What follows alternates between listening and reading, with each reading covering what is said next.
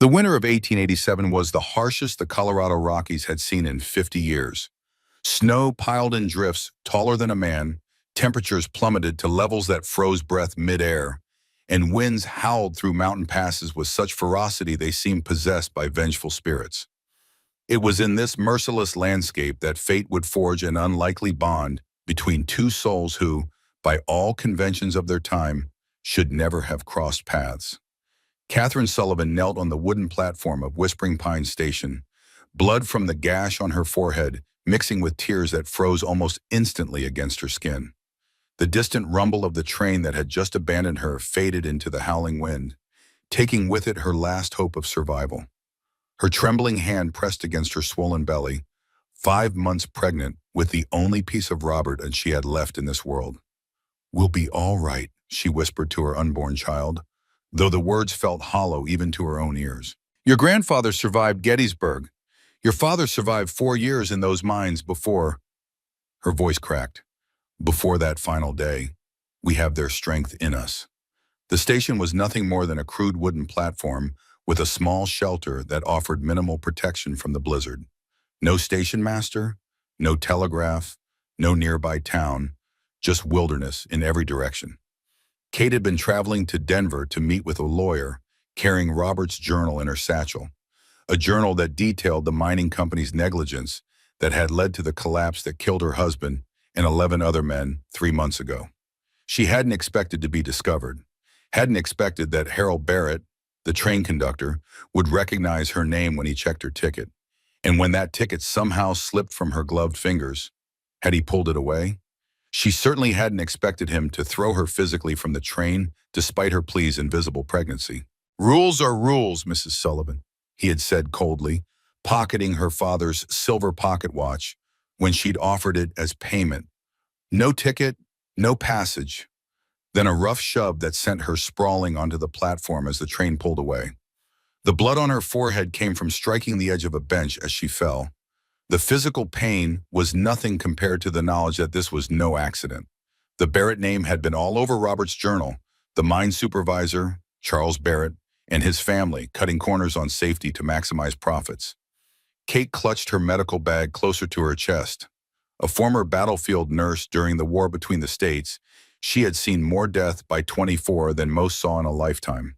The war had hardened her in some ways, softened her in others. It had taught her the value of every human life, regardless of uniform or skin color, a lesson that had eventually driven a wedge between her and Robert. Their final argument replayed in her mind as she struggled to her feet. Robert's anger when he discovered she'd been treating a Cherokee family suffering from fever. "They're people, Robert.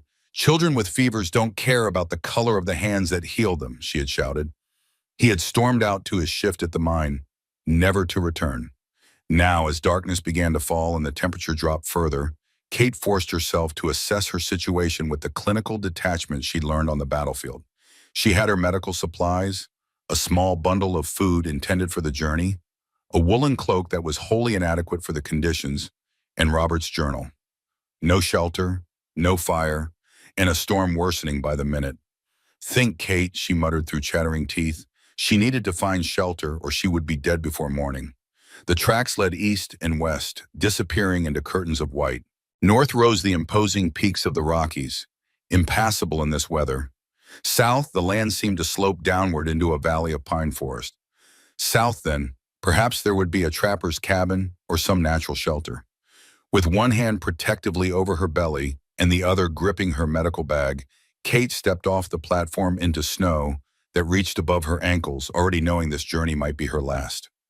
After an hour of trudging through ever-deepening snow, the adrenaline that had propelled her forward began to fade. Her fingers and toes had long since gone numb, and a dangerous lethargy was settling into her limbs. Kate knew the signs of hypothermia well enough to recognize them in herself. "Just a little farther," she whispered, though to what destination, she couldn't say. The forest had grown denser, pine branches heavy with snow creating an endless maze of white and shadow. In the fading light, all directions looked the same. It was then that she felt it, a flutter, a small movement within her womb. The baby, her child, Robert's child. That tiny reminder of life jolted her forward with renewed determination. She wasn't just fighting for herself anymore. As darkness claimed the forest, Kate spotted a large fallen pine, its massive trunk creating a small windbreak. She collapsed in the pocket created by its exposed roots, knowing it wasn't enough but unable to go farther. The world was growing hazy around the edges, consciousness slipping away despite her best efforts to remain awake. "I'm sorry," she whispered to her unborn child, to Robert, to the parents she'd lost long ago. Her eyes drifted closed. A sound penetrated the howling wind, a rhythm unlike the chaotic sounds of the storm. Footsteps, crunching through snow. Kate forced her eyes open, unsure if she was hallucinating. A dark silhouette moved through the swirling snow, too large for a deer, too deliberate for a predator. "Hello," she called, her voice barely audible even to herself. "Please help." The figure changed direction, moving toward her. As it drew closer, Kate could make out a man, tall and broad-shouldered, dressed in what appeared to be buckskin and fur. His face, partially obscured by a fur-lined hood, bore the unmistakable copper complexion and high cheekbones of native ancestry. Kate's vision swam, darkness encroaching. The last thing she saw was the man kneeling beside her, concern etched across features that seemed to waver and blur, like reflections in disturbed water. "Stay with me," a deep voice commanded, but Kate was already slipping away. Nathaniel Blackfeather had been tracking an elk for the better part of the day when the storm worsened beyond even his expectations. The massive bull had led him far from his usual hunting grounds, but the meat would feed many families back at the reservation who were struggling through the harsh winter. Food was scarce, government rations insufficient as always. At 34, Nate had spent his life between worlds. Son of a Cherokee leader and an Irish nurse who had died when he was 12, he had never fully belonged anywhere. Too Indian for the white world, too white for some in his tribe, especially after his years as a scout for the U.S. Army during the campaigns against the Apache.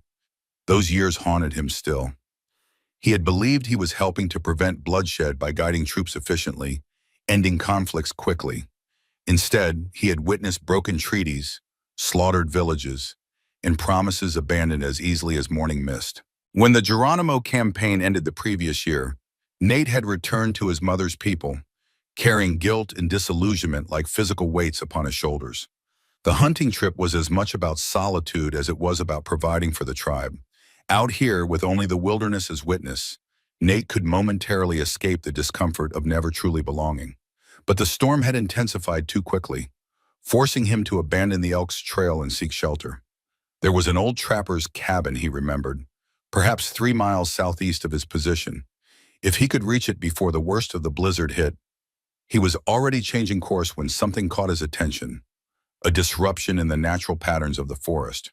Tracks too small for a man, too deliberate for an animal.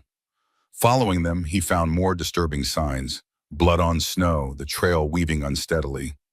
Someone was out in this storm, injured and disoriented. Nate quickened his pace, following the increasingly erratic tracks until he spotted a dark form huddled against a fallen tree. A woman?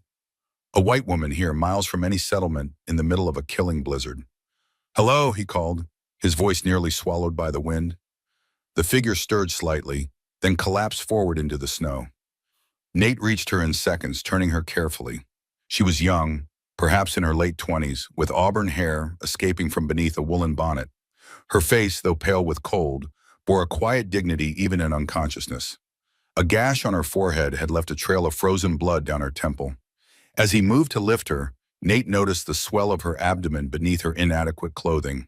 Pregnant. The realization sent a surge of urgency through him. Not one life at stake, but two. He checked quickly for other injuries but found none beyond the head wound. Without hesitation, Nate shrugged off his outer coat and wrapped it around her, then gathered her into his arms. She weighed almost nothing, a fact that concerned him almost as much as her pallor. "Can you hear me?" he asked, his face close to hers. "I'm going to help you. There's shelter not far from here."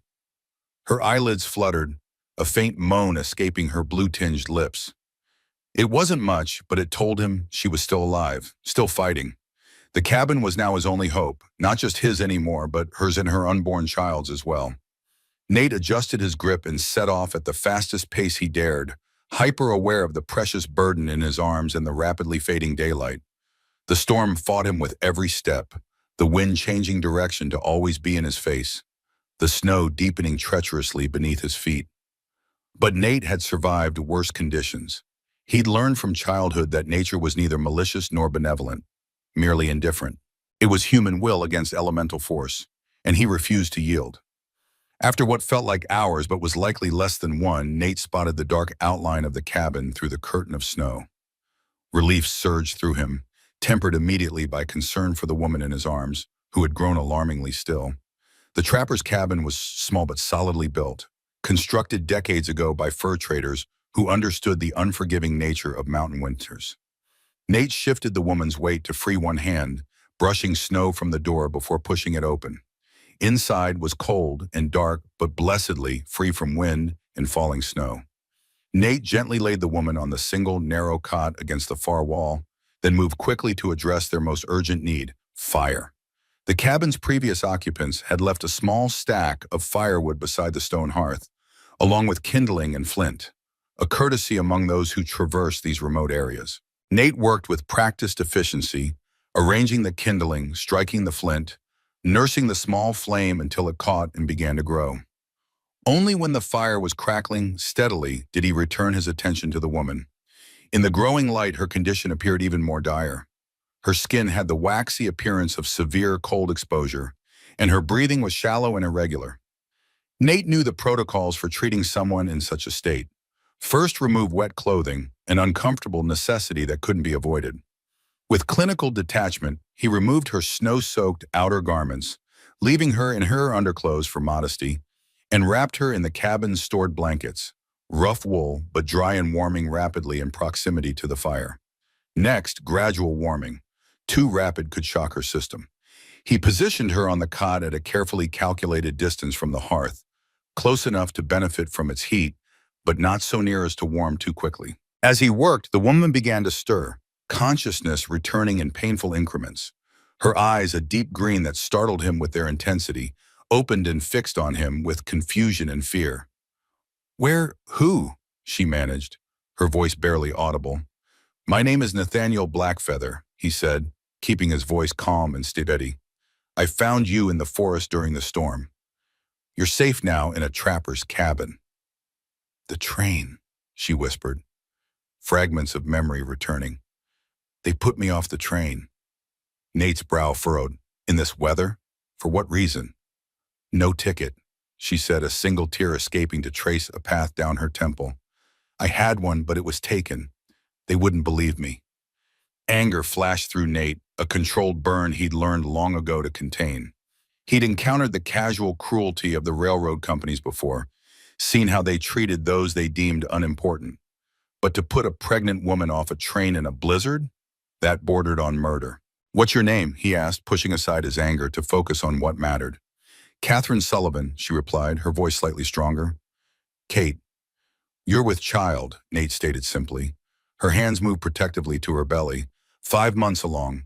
My husband. Her voice caught. Robert died in a mining accident 3 months ago. I was traveling to Denver to meet with a lawyer. The cabin grew quiet, save for the crackling of the fire and the howling of the wind outside. Nate moved to the cabin's small cupboard, finding, as he'd hoped, some basic provisions left by previous occupants. Jerky, beans, coffee, and a pot to heat water. You need to eat something, he said, setting water to boil over the fire. Just a little at first, then rest. Kate watched him work, weariness gradually giving way to tentative trust. What choice did she have? This stranger had saved her life, and by extension, her child's. Without him, she would already be buried beneath the snow, another nameless victim of the mountain's harsh indifference. Thank you, she said simply, for finding me. Nate nodded once, acknowledgement without need for elaboration. The storm will last through tomorrow, maybe longer. We're safe here until it passes. As he prepared a simple meal from the stored provisions, Nate studied Kate surreptitiously. Color was returning to her face, a good sign, and her breathing had steadied. But there was something in her eyes that spoke of a resilience that had nothing to do with physical recovery. a determination that had likely kept her moving long after others would have surrendered to the cold. He noticed a battered leather bag clutched tightly in her hands, even in semi-consciousness. A medical bag, he realized with surprise, similar to the one his mother had carried, the sort used by battlefield nurses during the war. "You were a nurse," he said, not a question but a realization. Kate's eyes widened slightly. "How did you know?" Nate gestured to the bag. "My mother was a nurse during the war, Irish. She met my father when he was scouting for the Union Army." A rare personal disclosure, offered perhaps because of the strangeness of their situation, two strangers forced into intimacy by circumstance. "I served with the Army of the Potomac," Kate said, her voice growing stronger as she accepted a cup of hot broth. "Field hospitals mostly. Antietam, Gettysburg." Nate nodded, a new respect in his eyes. Battlefield nurses had seen horrors few could imagine, worked under conditions that would break most people. It explained something of the steel he sensed beneath her fragile exterior. "You should rest," he said after she had consumed a small amount of food. "Your body needs to recover from the cold." Kate wanted to protest, to ask more questions about where they were, how far to the nearest town, what would happen when the storm passed. But exhaustion was already pulling her back toward darkness, her eyelids heavy. "I'll keep watch," Nate said, seeing her struggle. "You're safe here."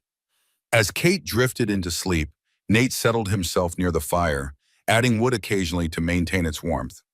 Outside, the blizzard raged on, snow piling higher against the cabin's walls, wind finding the smallest gaps between logs to whistle through. But inside, a fragile sanctuary had formed, two strangers brought together by circumstance, facing a long night in a wilderness that forgave no mistakes. Kate awoke to the smell of coffee and the sound of wood being added to the fire. For a moment, disorientation clouded her mind. This wasn't her small house in the mining town, nor was it the train. Then memory rushed back. The conductor's cold eyes, the platform, the storm, and the man who had found her half frozen in the forest. She opened her eyes to see Nathaniel Blackfeathered moving quietly around the cabin. In the daylight filtering through the cabin's single small window, she could see him more clearly.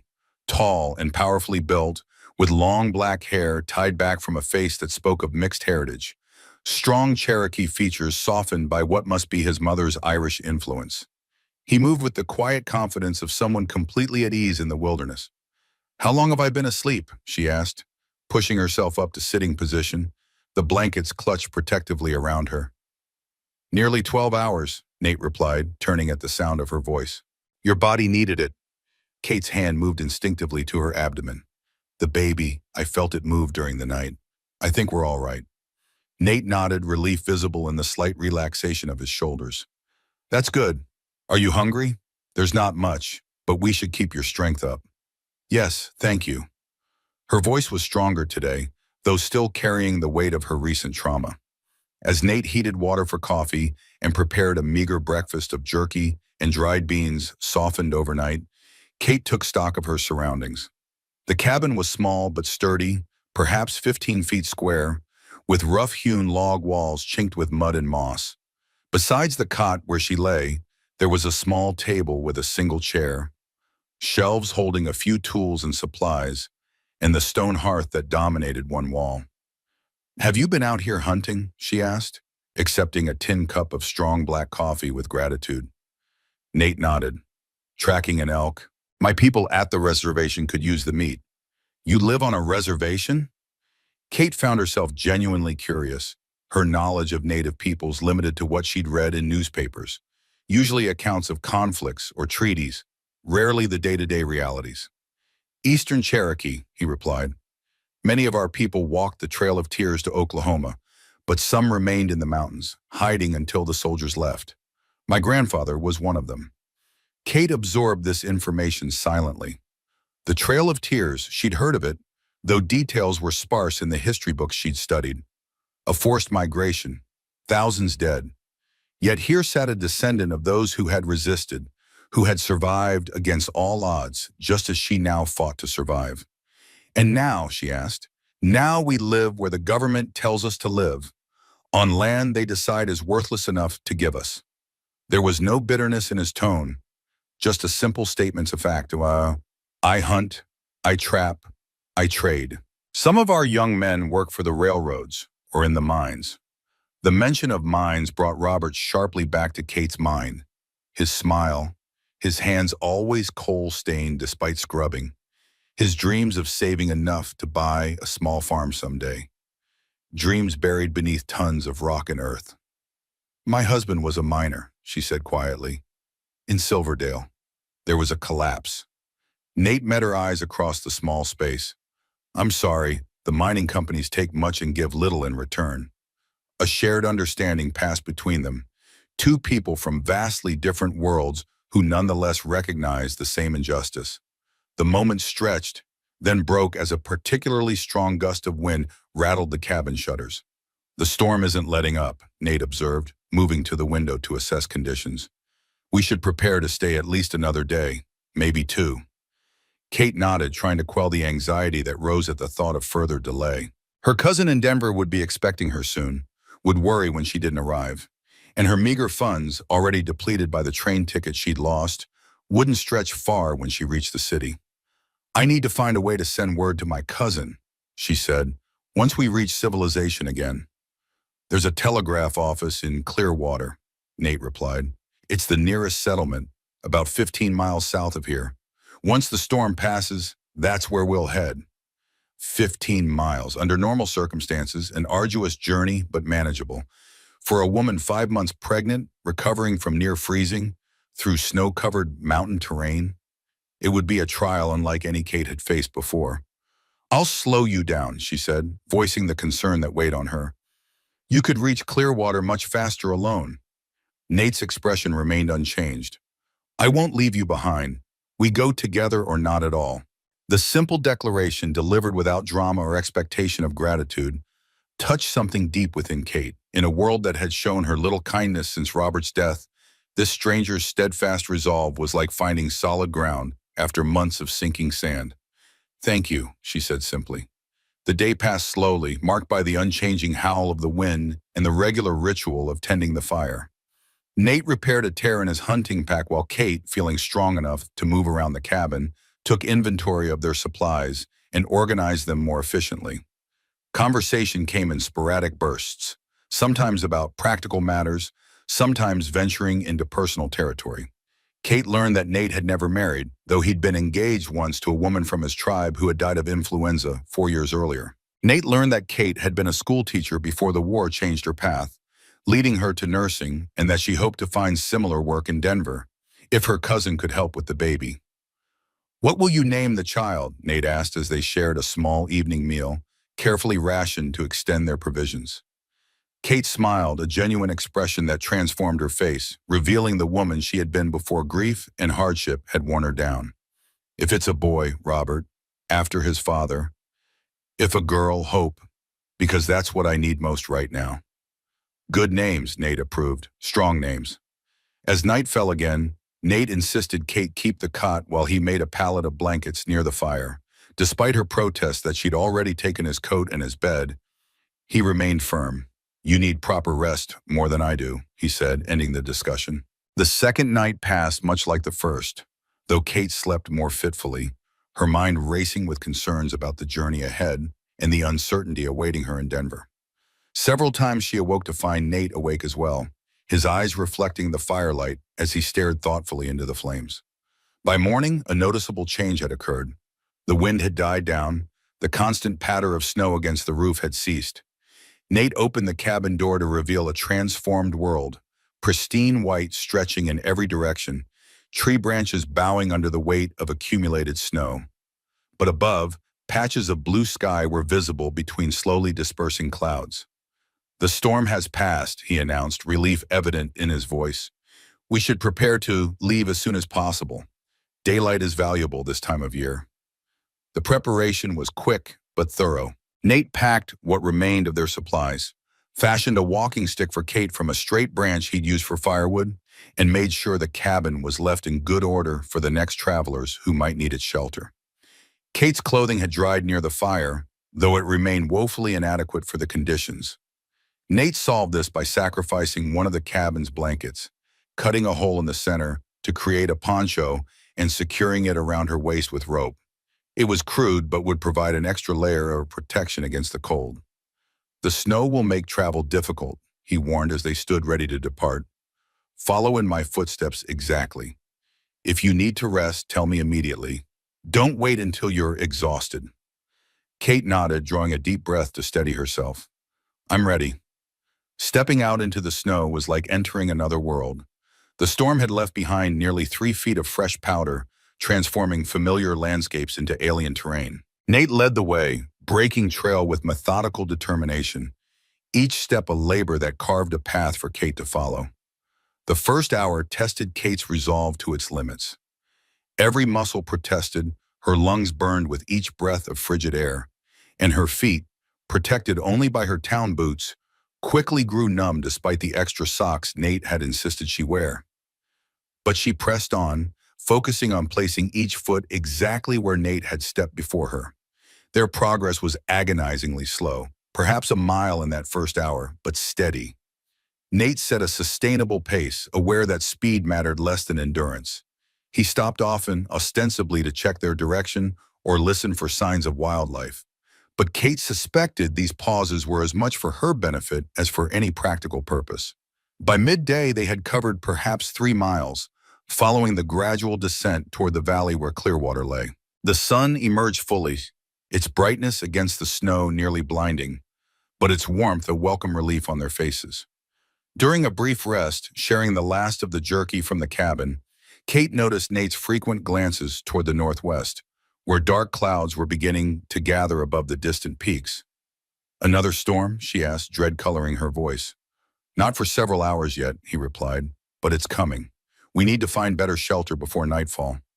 The urgency lent them renewed energy. They pushed on through the afternoon, the terrain gradually changing as they descended.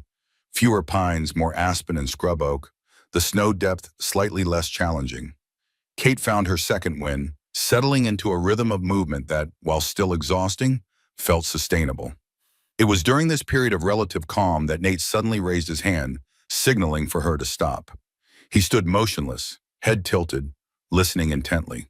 What is it? Kate whispered, instinctively keeping her voice low. Water, he answered. Running water. Following him through a dense thicket of bare aspens, Kate emerged onto the bank of a narrow creek, its surface partially frozen but with a strong current still flowing beneath the ice and snow. Wolf Creek, Nate confirmed. We're on the right path. Clearwater lies where this creek joins the larger river, about 10 miles downstream. 10 miles. So far, yet so close. Kate's spirits lifted slightly at the concrete evidence of their progress. The creek provided a natural path to follow, its course cutting a route through the wilderness that avoided the steepest terrain. They continued alongside it, moving with a renewed purpose as the afternoon began to wane and the approaching storm clouds grew more ominous. The sun was low on the horizon, casting long blue shadows across the snow, when Kate's foot caught on a hidden rock beneath the snow. She stumbled, crying out in pain as her ankle twisted beneath her. Nate was at her side instantly, helping her to a seated position on a fallen log. Let me see, he said, gently removing her boot despite her protests. The ankle was already swelling, though Kate didn't think it was broken. Just a sprain, she said through gritted teeth. I can keep going. Nate's expression was skeptical as he carefully examined the injury. It will only get worse if you walk on it now. We need to find shelter and let it rest. Kate looked around at the deepening shadows, the approaching storm, and the miles still ahead of them. Frustration and fear warred within her. We can't stop now. We'll freeze if we're caught in the open when that storm hits. I know, Nate said grimly. That's why I'm going to carry you. Before Kate could protest, he had gathered her into his arms, lifting her as if she weighed nothing. Put your arms around my neck, he instructed. It's not far. I spotted smoke from a chimney just before you fell. Kate wanted to object. It was too much to ask, too intimate a position with a man she barely knew. But practicality overrode propriety. Her life and her child's depended on reaching shelter before the storm hit. She did as he asked, trying to hold herself as stiffly as possible despite the awkwardness. Nate carried her steadily through the growing dusk, his breathing controlled, his steps careful but purposeful. Kate tried to focus on anything but the strange intimacy of their position, the scent of pine and leather that clung to him, the steady beat of his heart beneath her ear, the strength in the arms that held her so securely. It was Nate who spotted the cabin first, a small structure set back from the creek, nearly invisible against the backdrop of snow-covered pines. Unlike the trapper's cabin where they'd weathered the blizzard, this one showed signs of more regular occupation. A woodpile under a lean-to, a small corral for livestock, though empty now. A prospector's claim cabin, Nate explained as they approached cautiously, used during mining season. Probably empty now in winter. He was right. The cabin was unoccupied, though better furnished than their previous shelter. A proper bed instead of a cot, a table with 2 chairs, a cast-iron stove rather than an open hearth, and shelves stocked with basic provisions. "Should we stay?" Kate asked, torn between relief at finding shelter and concern about using someone else's property. "We have no choice," Nate replied, already moving to light the stove. "The storm will hit within hours. Prospectors understand mountain survival. No one would begrudge shelter in these circumstances." As Nate prepared their cabin, Kate explored its single room from her seated position on a chair, finding small comforts that seemed luxurious after their journey. A basin for washing, a shelf of books, even a small mirror hanging on one wall. She caught sight of her reflection and barely recognized herself, face windburned and chapped, hair tangled beneath her makeshift head covering, eyes bright with exhaustion and determination. 5 days ago, she had been a pregnant widow on a train, hoping for nothing more than safe passage to her cousin's home. Now she was a survivor, navigating a wilderness she'd never imagined, with the help of a man who, by all social conventions, should have been a stranger to her world. Yet here they were, bound together by circumstance and mutual need. "There's plenty of food here," Nate called, breaking into her thoughts. "Beans, rice, salt pork. We won't go hungry tonight." The simple pleasure of a hot meal cooked on a proper stove lifted both their spirits.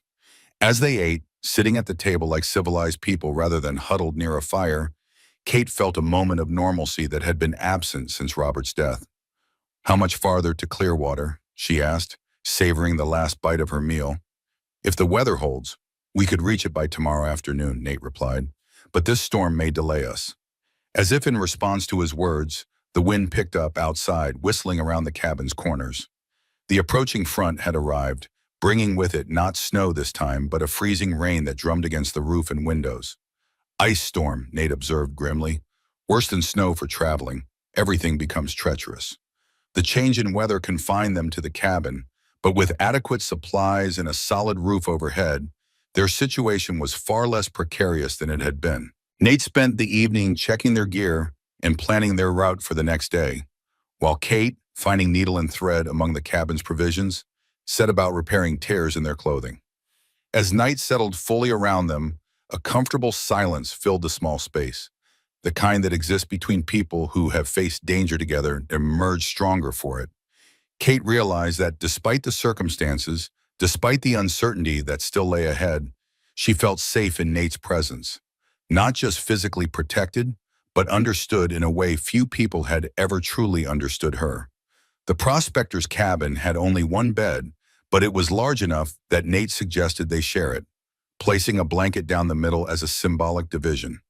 Kate, too exhausted to argue and trusting him completely by now, agreed without hesitation.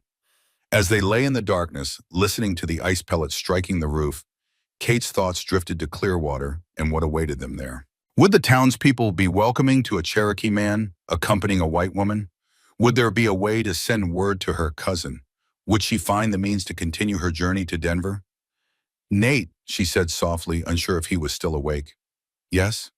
His voice came from the darkness beside her. "What will you do after we reach Clearwater?"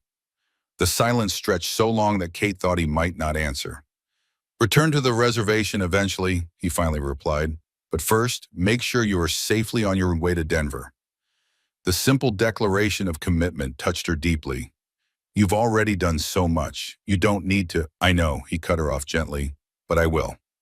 Another silence fell between them, filled with unspoken thoughts and growing awareness of a connection neither had anticipated. Outside, the storm intensified, ice giving way to heavy snow once more. Nature's reminder of how tenuous their safety remained in this harsh landscape. For now, though, they were sheltered, fed, and resting. Tomorrow would bring new challenges, new decisions as they continued their journey toward Clearwater, a journey that had started in desperate circumstance, but was evolving into something neither could have predicted. As sleep claimed them both, the storm raged on, painting the wilderness white once more, covering their tracks and transforming the world anew. In the morning, they would face that changed landscape together, two unlikely companions bound by something stronger than mere survival. Kate awoke to find herself alone in the bed, the blanket that had divided them neatly folded at the foot. Through the cabin's frosted window, pale morning light illuminated a world transformed by the overnight ice storm. Every branch, every surface was encased in a thin layer of ice that caught the light and scattered it in rainbow prisms across the snow. "Beautiful," she murmured, limping to the doorway to take in the spectacle. "But treacherous," Nate's voice came from behind her. He stood by the stove, preparing what smelled like coffee. "The sun will help. By midday, the worst of the ice should melt. We'll leave then."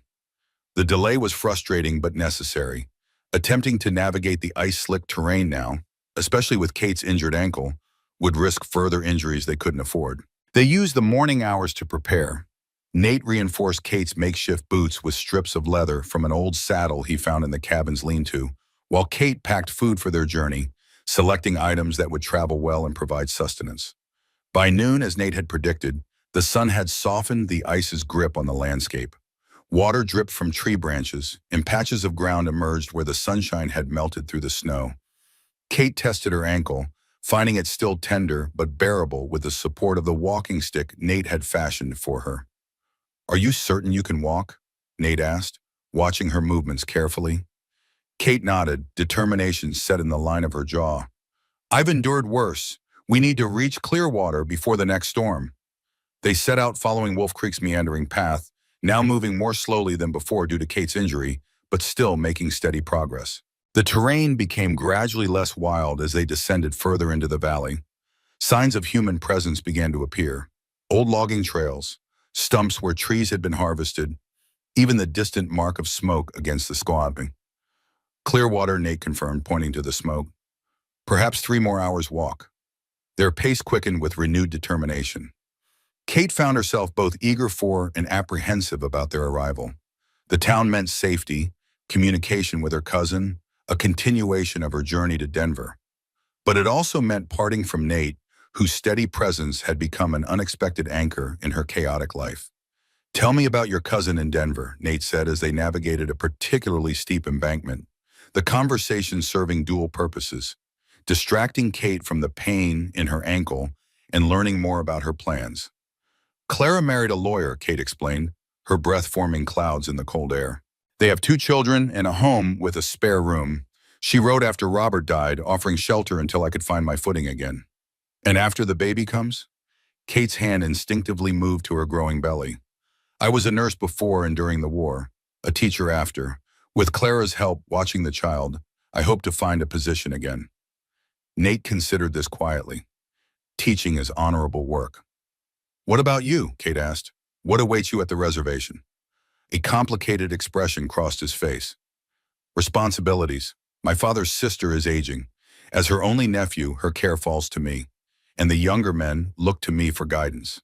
Kate sensed there was more, something left unsaid about his place in the tribe, about expectations that weighed on him, but she didn't press.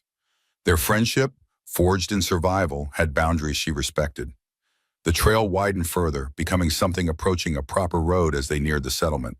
They encountered their first fellow human an hour from town, a bearded man with an axe slung over his shoulder, heading into the woods on some errand.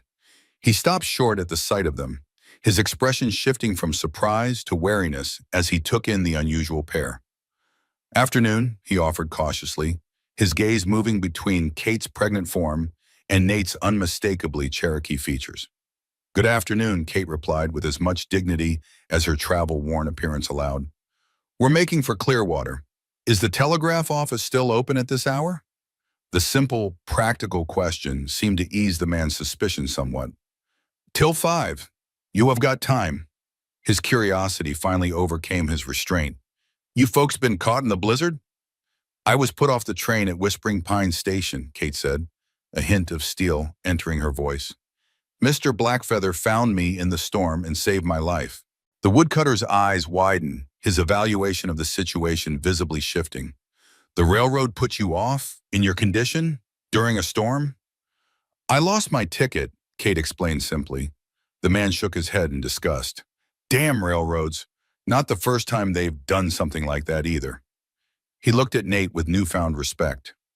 You brought her through 3 days of that weather? That's something.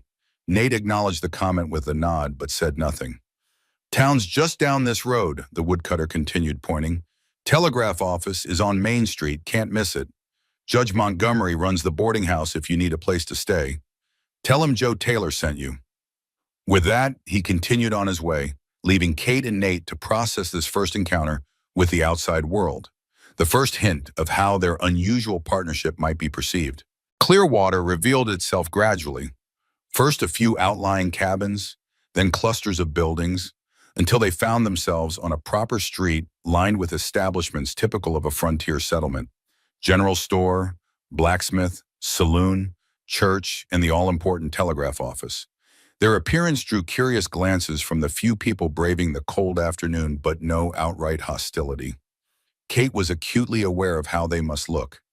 She in her makeshift poncho over town clothes, Nate in his deerskin hunting attire, both bearing the unmistakable signs of days in the wilderness. The telegraph office was a small building wedged between the general store and what appeared to be a lawyer's office. A bell jingled as they entered, announcing their presence to the thin, spectacled man behind the counter. Help you folks? He asked, looking up from his ledger.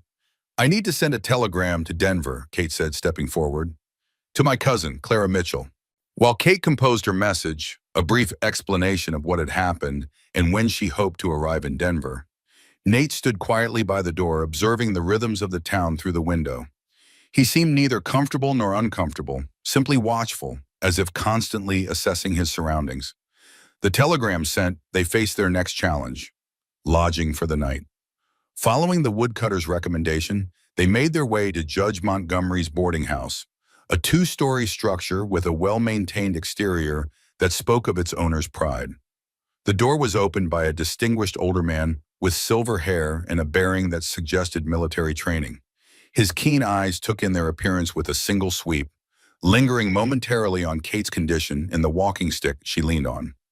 Joe Taylor said you might have rooms available, Kate began. I do, the man confirmed, though I don't normally accept. His eyes flicked to Nate, the unspoken restriction hanging in the air. Mr. Blackfeather saved my life, Kate stated firmly. I was put off the train during the blizzard. Without him, my unborn child and I would have perished. The man's expression softened slightly. Is that so? He looked at Nate more carefully. That true, mister? She was near frozen when I found her, Nate replied simply. We've traveled 3 days to reach town. Something in his dignity, his restraint, seemed to sway the older man. Well, I suppose exceptional circumstances call for exceptional arrangements. Walter Montgomery, he introduced himself with a slight bow. I have 2 rooms at the back, not my best, but clean and warm. Relief washed over Kate. One more night of shelter before continuing her journey. One more night before parting ways with the man who had become, in the span of just 3 days, the most significant person in her life besides the child she carried.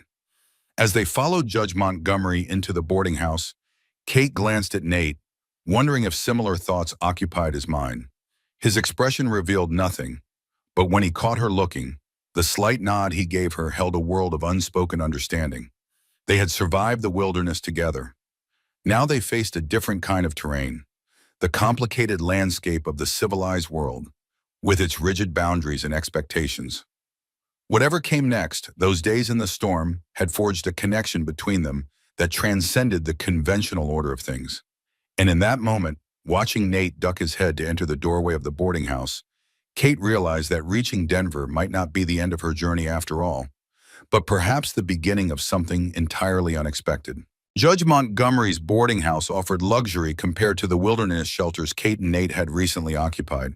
Actual beds with clean linens, a washroom with hot water, and the promise of a proper supper served in the dining room at 6 o'clock sharp. Before retreating to their respective rooms, they agreed to meet for the meal, both recognizing the need to discuss their next steps. Alone in her room, Kate finally had a moment to truly process everything that had transpired since being forced from the train. She sat on the edge of the bed, overwhelmed by the simple comfort it represented after days of survival. A mirror hanging on the wall reflected a woman she barely recognized. Thinner, weathered by wind and cold, eyes carrying wisdom earned through hardship. She washed thoroughly, grateful beyond words for the hot water and soap, and changed into her spare dress, the only other clothing she owned, carefully preserved in her small bundle throughout their journey. It was plain and practical, but clean and untorn, representing a return to civilization that felt both welcome and somehow constraining after the raw honesty of the wilderness. Kate's fingers traced the outline of Robert's journal, still safely tucked in her medical bag. The leather-bound book contained evidence of the Barrett Mining Company's negligence. Robert's meticulous notes on ignored safety warnings, inadequate supports, and supervisors who dismissed concerns raised by experienced miners. Charles Barrett's name appeared repeatedly, the mine supervisor who had laughed off Robert's final warning the very morning of the collapse. And now, by some twisted chance of fate, she had encountered Harold Barrett on the train, Charles's brother, who had recognized her name and seized the opportunity to prevent her from reaching Denver with the evidence. Kate's jaw tightened. She would not be stopped so easily. Robert and the other 11 men deserved justice. A soft knock at her door interrupted her thoughts. "Mrs. Sullivan," Judge Montgomery's voice called, "if you are feeling up to it, my wife would like to check on your condition before supper." Kate opened the door to find the judge, accompanied by a dignified woman with silver-streaked dark hair and kind eyes that missed nothing. Eleanor Montgomery had the composed demeanor of someone who had witnessed much of life's suffering, yet maintained her compassion. "Come in, please." Kate stepped aside, instinctively recognizing a fellow healer. "Walter tells me you had quite an ordeal," Eleanor said, her accent revealing traces of Boston refinement. "I was a nurse during the war. I'd like to examine your ankle and make sure your baby hasn't suffered from the exposure." Kate nodded gratefully, easing herself onto the bed as Eleanor knelt to inspect her injured ankle, now wrapped in strips of cloth. "Army of the Potomac," Kate said. "Field hospitals. You?" "Army of the Cumberland," Eleanor replied, her practiced hands gently probing the swollen joint. "Nashville General Hospital, mostly. This is a simple sprain, but you need to stay off it as much as possible for a few days." She moved to check Kate's pulse, then placed gentle hands on her abdomen. "The little one seems active, strong heartbeat." "You can tell that just by touch?" Kate asked, impressed. Eleanor smiled. 28 years of practice. I've delivered more babies than I can count, both during the war and here in Clearwater." Her expression grew serious. "Your Cherokee friend, he treated you well?" "He saved my life," Kate said firmly. "I would have died in that storm without him." The older woman nodded, seemingly satisfied. "Walter was concerned. Not everyone in town will understand your association with him." "Mr. Blackfeather and I survived an impossible situation together," Kate replied, a hint of defiance in her tone. "I don't particularly care what the town thinks." Eleanor's eyes sparkled with unexpected approval. "Good. Neither do I after all these years." She patted Kate's hand. "Rest until supper. I'll send up some willow bark tea for the pain." After Eleanor left, Kate lay back on the bed, thoughts swirling. The Montgomerys seemed unusually accepting of Nate's presence, particularly for people of their generation and standing. Perhaps the judge's position afforded him the luxury of ignoring social conventions when he chose. Or perhaps there was more to their story. By 6 o'clock, Kate made her way to the dining room where Nate already waited. He, too, had washed, his long black hair now neatly tied back with a leather cord, face clean shaven. Someone had provided him with a white cotton shirt to replace his buckskin hunting garment. Mrs. Montgomery's doing, perhaps. The transformation emphasized both his handsome features and his otherness in this frontier town setting. Their fellow diners included a traveling salesman, a young couple passing through on their way west, and an elderly man who Judge Montgomery addressed as Doc. Curious glances were cast in their direction, but the boarding house proprietor had evidently shared something of their story, as the reactions held more respect than suspicion. The meal was simple but abundant. Roast beef, potatoes, fresh bread, and preserved vegetables.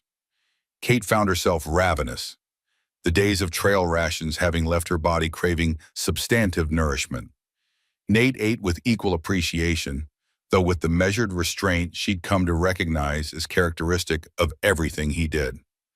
"I've inquired about transportation to Denver," Nate said quietly as they neared the end of the meal. "The stagecoach comes through Clearwater every Wednesday." Kate calculated quickly. "That's 5 days from now." He nodded. "I've also asked about work in town.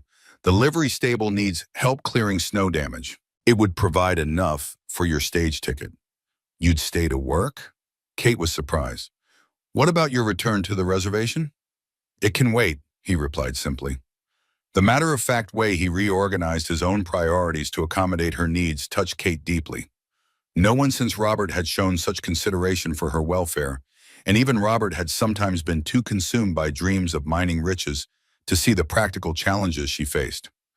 "I received a reply from my cousin," she said, changing the subject to process her emotions. "She was relieved to hear I'm safe and still welcomes me to Denver." Nate nodded, his expression revealing nothing of his thoughts about her eventual departure. "Good, you'll have a place to go." Their conversation was interrupted by the arrival of Judge Montgomery, carrying a decanter of whiskey and glasses. "I thought you might join me for a nightcap in my study," he said, his invitation clearly directed at both of them, an unusual social courtesy to extend to Nate in such a setting. The judge's study was a small but well-appointed room lined with leather-bound law books and maps of the Colorado Territory. A fire crackled in the hearth, casting warm light across the polished desk and comfortable chairs. Montgomery poured 3 small glasses of amber liquid, handing one to each of them before settling behind his desk. "Mrs. Sullivan, Mr. Blackfeather," he began, his tone shifting from genial host to something more formal. "I hope you'll forgive my directness, but I sense there's more to your story than a simple mishap with a lost train ticket."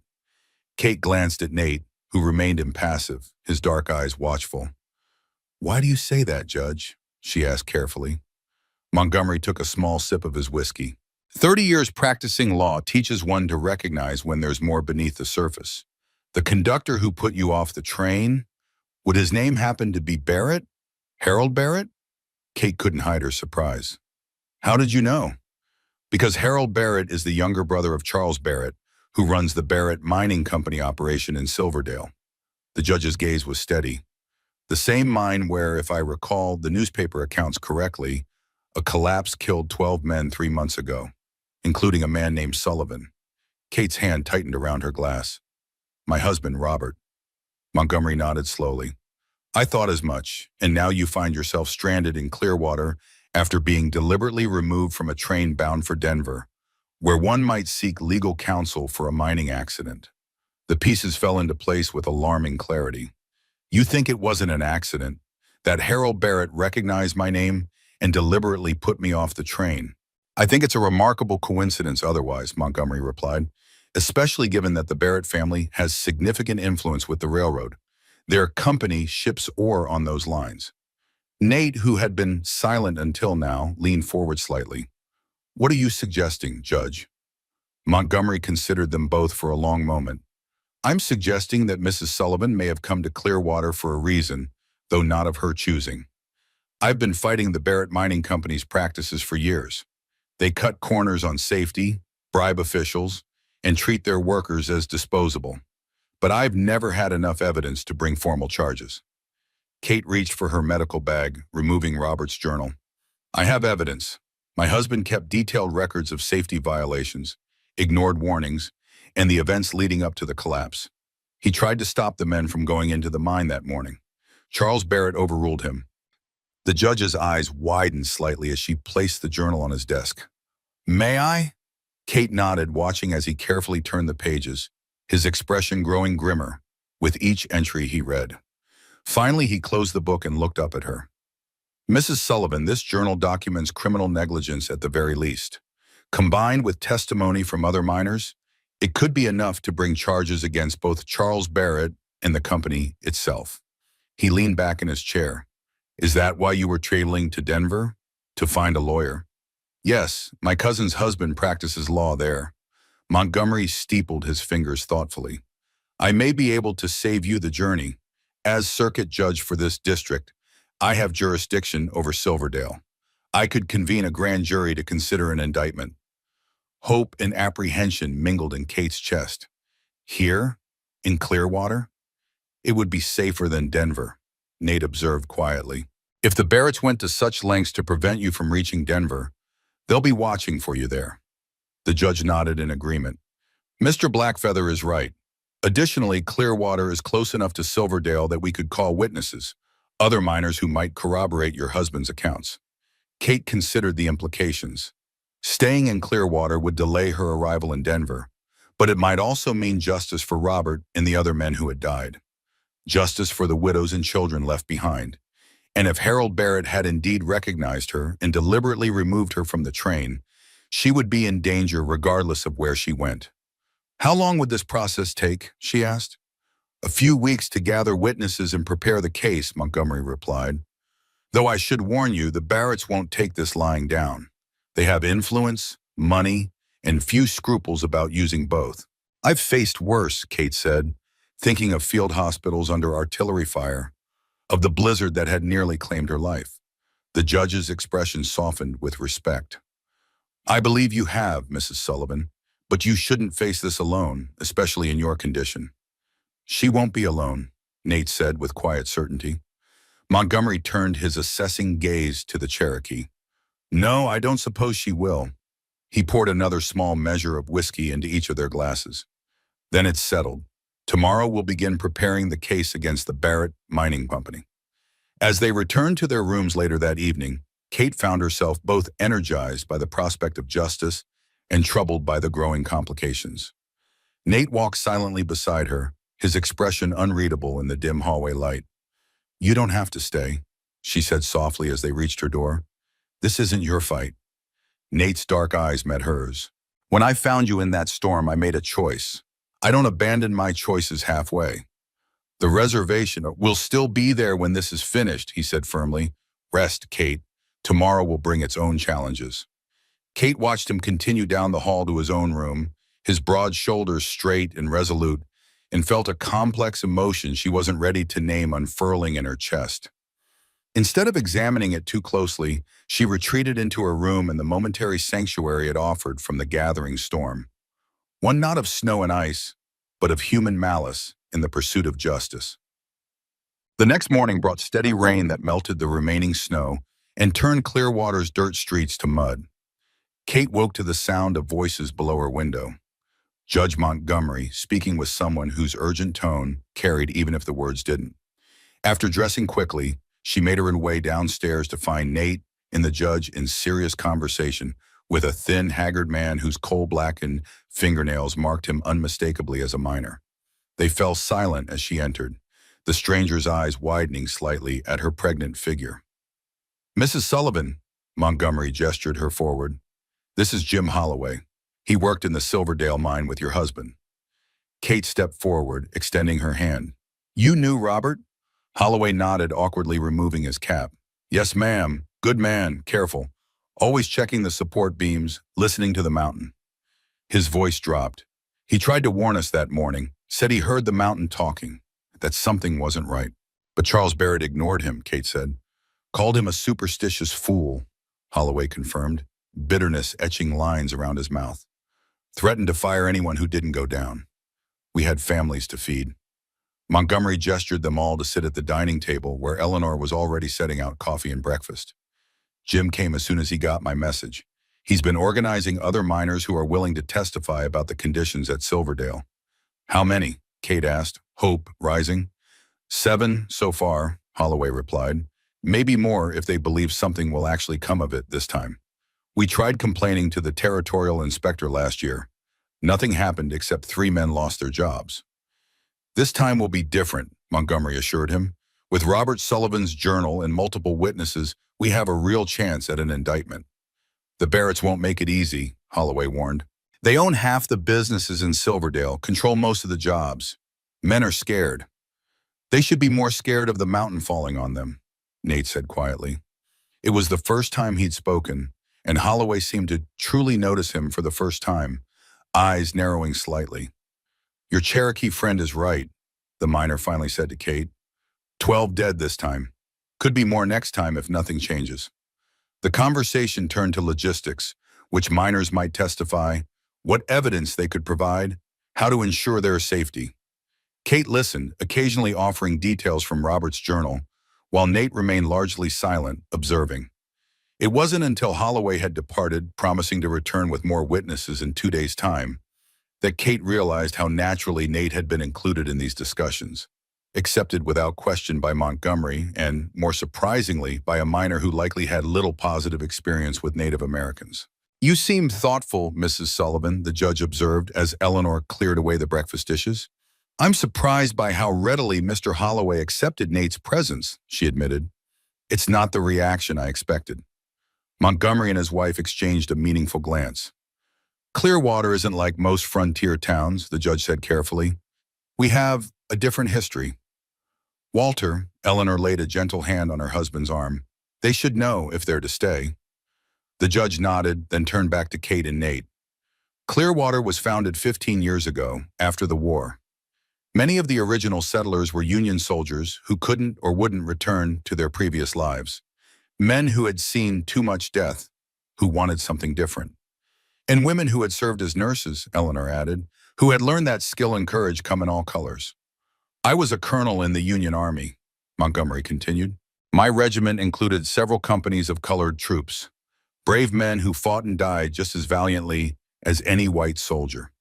After the war, when I received my appointment as territorial judge, I made sure there was land here for any of my former soldiers who wanted it, regardless of their color." Understanding dawned on Kate.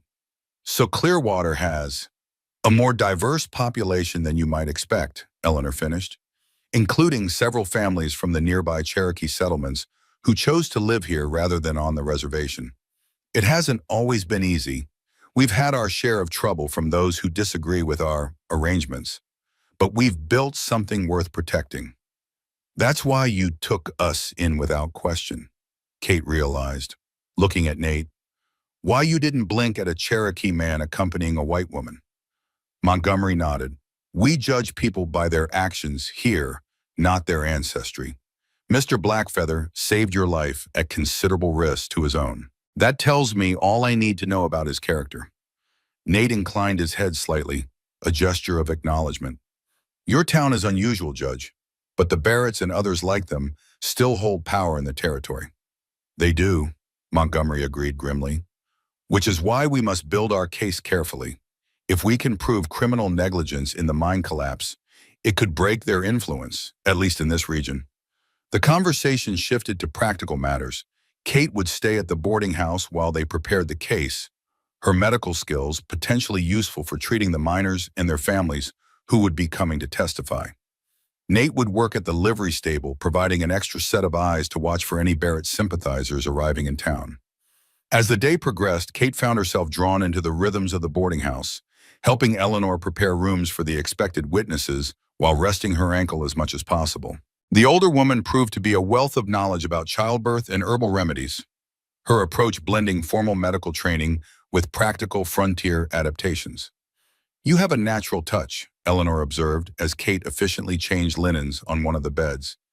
"You were a teacher after the war?" "Yes, in a small town in Pennsylvania. Then I met Robert, who dreamed of making his fortune in the Colorado mines." Kate's voice softened with memory. "He was so certain he could do it safely, apply scientific principles to prevent the accidents he'd seen claim other men. And he was right, from what I saw in his journal," Eleanor said. "The collapse wasn't from lack of knowledge or care on his part.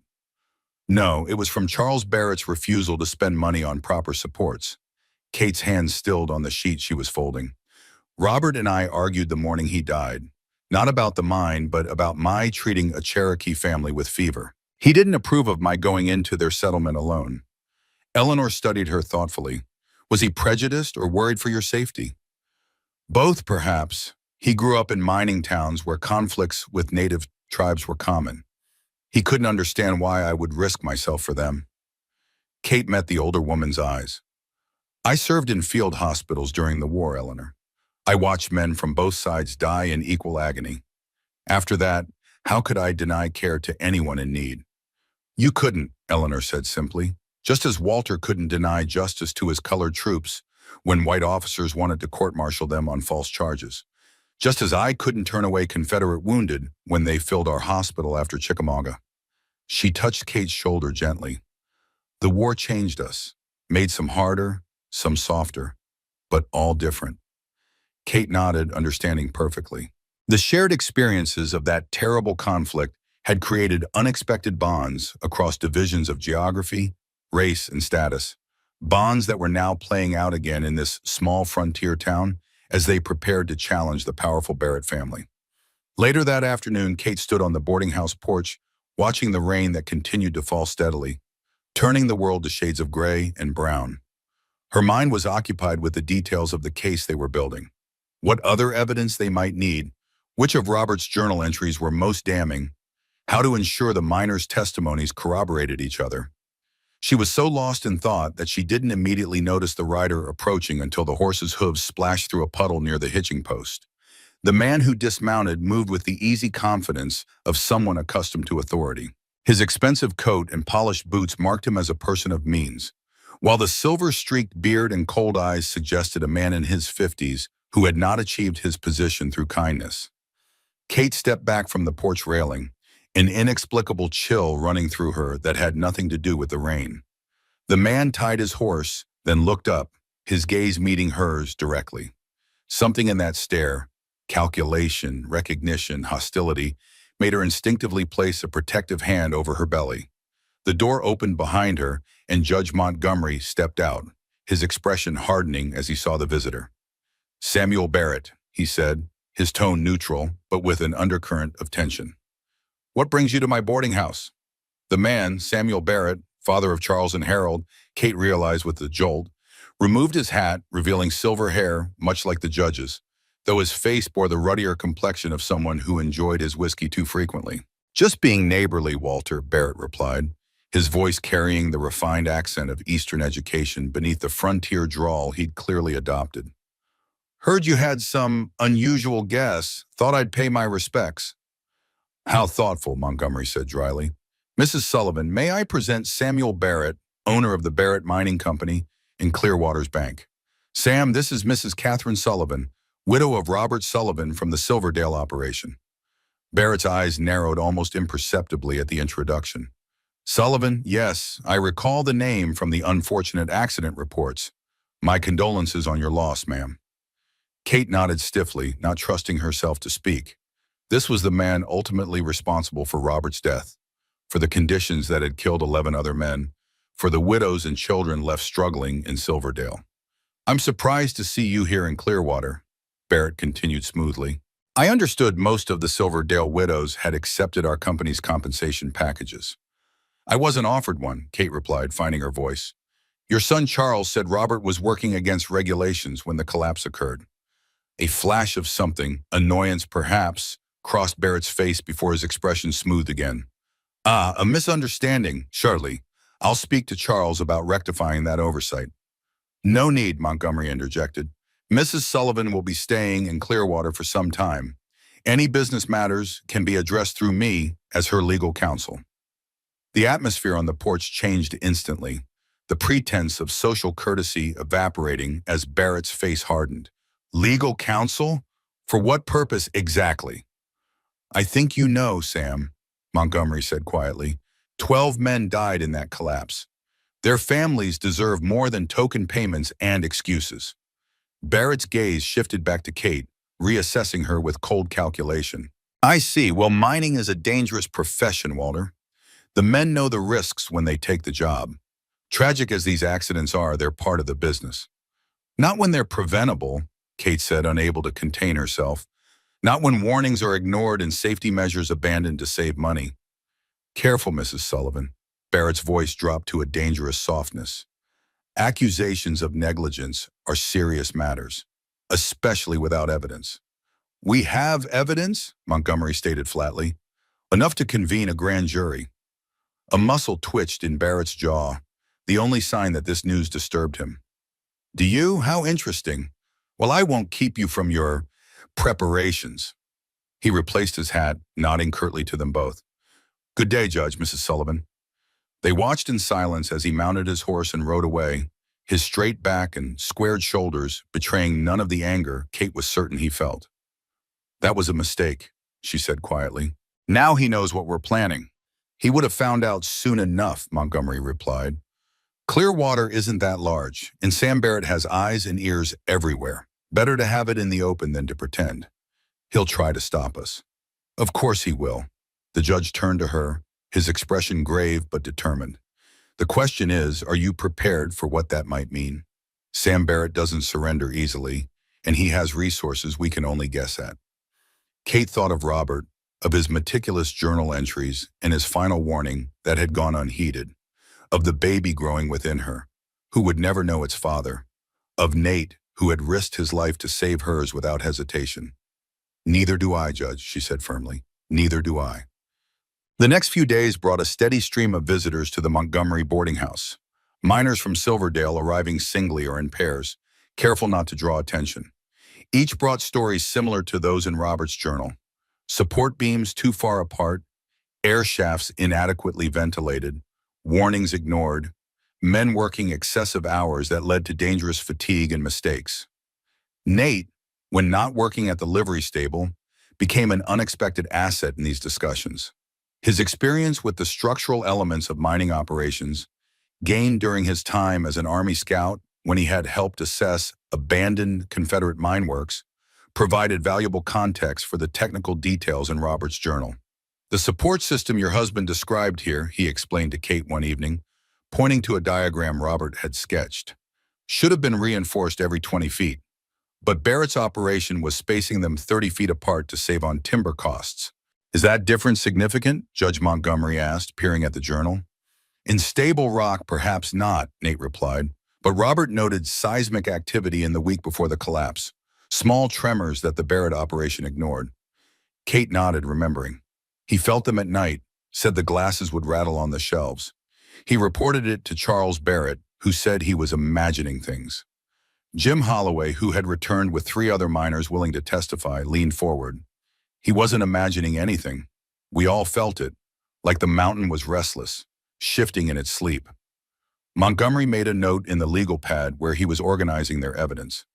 "So we have multiple witnesses who can confirm seismic activity, ignored warnings, and inadequate support structures.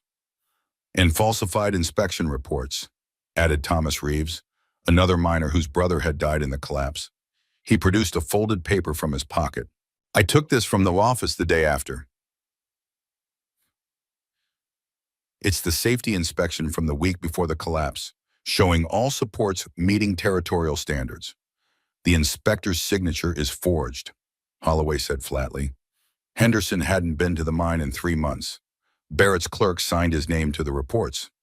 The evidence continued to accumulate, painting a damning picture of systematic negligence driven by profit motives, of warnings deliberately ignored, of a disaster that had been not just predictable, but almost inevitable.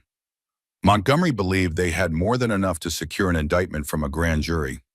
"I'll send for the territorial prosecutor tomorrow," he announced as their meeting concluded late in the evening. "We should be able to convene the grand jury within a week." The miners departed quietly, returning to Silverdale with promises to come back when called to testify. Kate watched them go, these men who were risking their livelihoods and possibly their lives to stand against the Barrett Mining Company. Their courage humbled her. "They're good men," Nate said, coming to stand beside her at the window as the last of them disappeared into the night. "Yes," Kate agreed, "though I worry what Barrett will do when he discovers they're helping us." "Judge Montgomery has arranged for territorial marshals to protect them and their families," Nate assured her. "They should arrive tomorrow." Kate turned to him, studying his profile in the lamplight. Over the past days, she had watched him navigate the complexities of Clearwater with quiet dignity, accepted by some, merely tolerated by others, but gradually earning respect through his actions rather than words. "Why are you still here, Nate?" she asked softly. The question had been building in her mind as the case against Barrett took shape. "This isn't your fight. You've more than repaid any debt you might have felt for finding me in the storm." Nate was silent for a long moment, his dark eyes fixed on the rain-streaked window. When I was a scout for the Army, he finally said, I believed I was helping to prevent bloodshed, that by guiding troops efficiently, conflicts would end faster, with fewer casualties. His voice held a bitterness she hadn't heard before. Instead, I led soldiers to villages where women and children were killed alongside warriors. I watched treaties signed, then broken as soon as valuable minerals or land were discovered. He turned to face her fully. The Barretts of this world don't see people, white, red, or any color, as anything but tools to build their fortunes. They use fear, they use force, they use law when it suits them. And when those tools break or become inconvenient, they discard them without thought. Understanding dawned on Kate. You see this as a chance to fight back, to use the law against them for once. I see it as a chance to stand on the right side, Nate corrected gently, to help those who, like the men in that mine, have no voice against power. If that means delaying my return to the reservation, it's a small price. The simple sincerity of his explanation touched her deeply. She had misjudged him, she realized. His commitment wasn't born of obligation or even attraction to her, but from a profound moral certainty about right and wrong that transcended the usual boundaries of race and circumstance. Thank you, she said simply, for seeing this through with us. Nate nodded once, acknowledgement without need for further words. They stood together at the window a moment longer, watching the rain that continued to fall on Clearwater, washing away the last of the snow and revealing the first signs of spring's approach in the softening earth. The following morning brought an unexpected visitor to the boarding house. Kate was helping Eleanor prepare breakfast when a hesitant knock sounded at the back door. The judge's wife opened it to reveal a young woman, perhaps 20, her face partially concealed by a shawl despite the mild weather. I'm looking for Mrs. Sullivan, the girl said in a low voice, glancing nervously over her shoulder at the empty yard behind her. Kate stepped forward. I'm Catherine Sullivan. Relief flashed across the young woman's face. My name is Emma Barrett. Charles Barrett is my brother. I need to speak with you. Privately. Kate exchanged a startled look with Eleanor, who nodded slightly. Come in, Miss Barrett. We can talk in the parlor. Once seated in the small room off the main hall, Emma Barrett removed her shawl, revealing features that held a refined prettiness, despite obvious signs of recent distress. Shadows beneath her eyes, a certain tightness around her mouth. I shouldn't be here, she began without preamble. If my father knew I'd come to see you. Why have you? Kate asked directly. There was something vulnerable about the young woman that stirred her compassion, despite the Barrett name. Emma twisted her hands in her lap. Because what happened at the mine was wrong. Because Charles isn't sleeping at night anymore. Because my father is becoming someone I don't recognize. She looked up, her blue eyes swimming with unshed tears. 12 men died, Mrs. Sullivan. 12 men with families. And all my father can talk about is protecting the company, protecting our name. Kate leaned forward slightly. Your brother Harold recognized me on the train, didn't he? That's why he took my ticket and put me off at Whispering Pines. Emma nodded miserably. Charles told him to watch for you. They knew you were coming to Denver with evidence. I overheard them talking about Robert's journal. She swallowed hard. They never expected you to survive the storm. When word reached Silverdale that you were alive, in Clearwater of all places. With Judge Montgomery, Kate finished, understanding. No wonder your father came to see for himself. He's furious, Emma confirmed. He's called in every debt, every favor owed to him. He's trying to pressure the territorial governor to remove Judge Montgomery from the bench before the grand jury can be convened. This was alarming news. Without Montgomery, their case would falter before it began. Will he succeed? I don't know. My father has influence, but the judge has friends in Denver too. Emma hesitated, then reached into her reticule to withdraw a folded paper. I brought something that might help your case. It's a letter Charles wrote to my father the week before the collapse, warning about the condition of the supports and requesting funds for immediate reinforcement. Kate accepted the letter with shock. He knew? Charles knew the mine was unsafe? They both did, Emma said quietly. My father denied the request, said to continue operations until the quarterly profits were reported to investors. He said the mine had stood for years. It would hold a few more weeks. The letter was damning evidence of premeditation, proof that the Barretts had knowingly sent men into a death trap to protect their profit margins. Kate looked up at the young woman who had brought it, seeing courage beneath the fear in her eyes. "Why are you doing this, Miss Barrett? They're your family." Emma's chin lifted slightly, a flash of steel in her delicate features. "Because when I was 16, I fell through ice on our pond. A miner named John Sullivan pulled me out, carried me home in the freezing cold. He caught pneumonia from the exposure and nearly died." Her voice softened. "He was Robert's father, wasn't he?" Kate nodded, throat tight with emotion.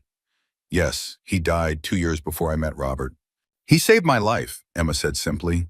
"And my father repaid that debt by ignoring his son's warnings and letting him die in that mine." She stood, replacing her shawl. "I should go before I'm missed. Use the letter, Mrs. Sullivan. Make them answer for what they've done." As the young woman slipped out the back door as quietly as she had come, Kate stood holding the letter, a new piece of evidence that might tip the scales of justice in their favor, provided by an unlikely ally from within the Barrett family itself. She found Judge Montgomery in his study, Nate with him, discussing the expected arrival of the territorial marshals later that day. Both men looked up as she entered, noting her expression. "What's happened?" Montgomery asked. Kate handed him the letter. "We have proof that Charles and Samuel Barrett knew the mine was dangerous before the collapse and deliberately chose to continue operations anyway." As the judge read the letter, his eyebrows rising with each damning line, Kate explained Emma Barrett's visit and her connection to Robert's father. "This changes everything," Montgomery said when she finished. "This isn't just negligence, it's knowing endangerment. The territorial prosecutor could bring charges of criminal homicide." Nate, who had been listening silently, shook his head slightly. "Barrett won't allow it to get that far, not if his own daughter has turned against him." "What do you mean?" Kate asked. "He means Samuel Barrett is now cornered," Montgomery explained grimly, "and cornered predators are the most dangerous kind. If he can't stop the legal proceedings through influence, he may try other methods."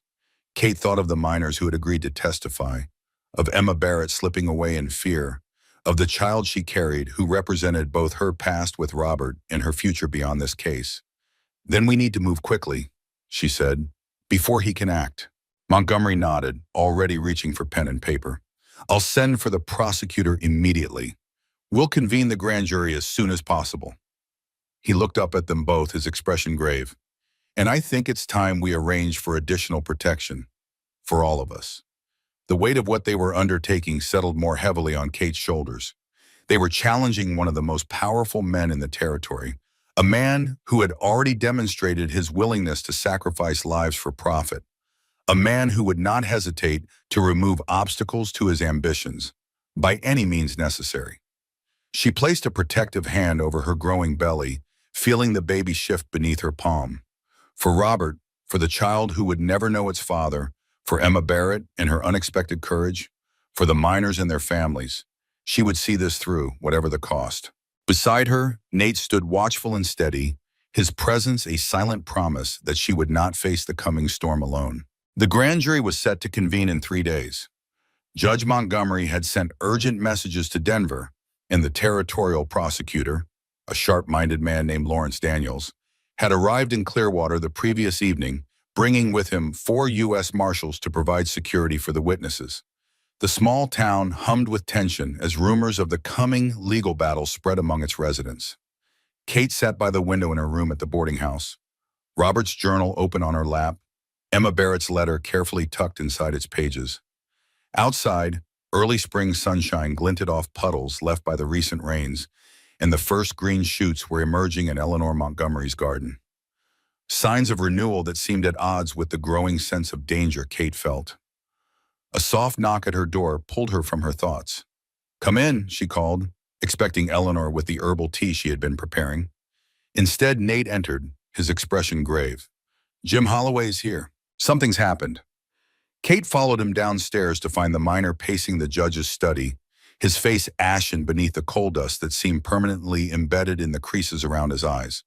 Judge Montgomery and Prosecutor Daniels were already present, their expressions equally concerned. "Mrs. Sullivan," Holloway nodded to her as she entered, "sorry to bring bad news, but you need to know. Thomas Reeves was attacked last night outside his home in Silverdale, beaten badly. He's alive, but he won't be able to testify." Kate sank into a chair, her hand instinctively moving to her belly. Barrett's men? No proof, Holloway said grimly, but everyone knows. Two strangers showed up in town yesterday asking questions about who'd been seen coming to Clearwater. By nightfall, they found Reeves. Judge Montgomery's face hardened. And the other witnesses? Scared, Holloway admitted. Can't blame them. Most have families.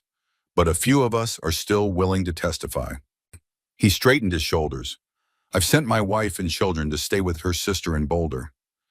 They can't get to me through them now.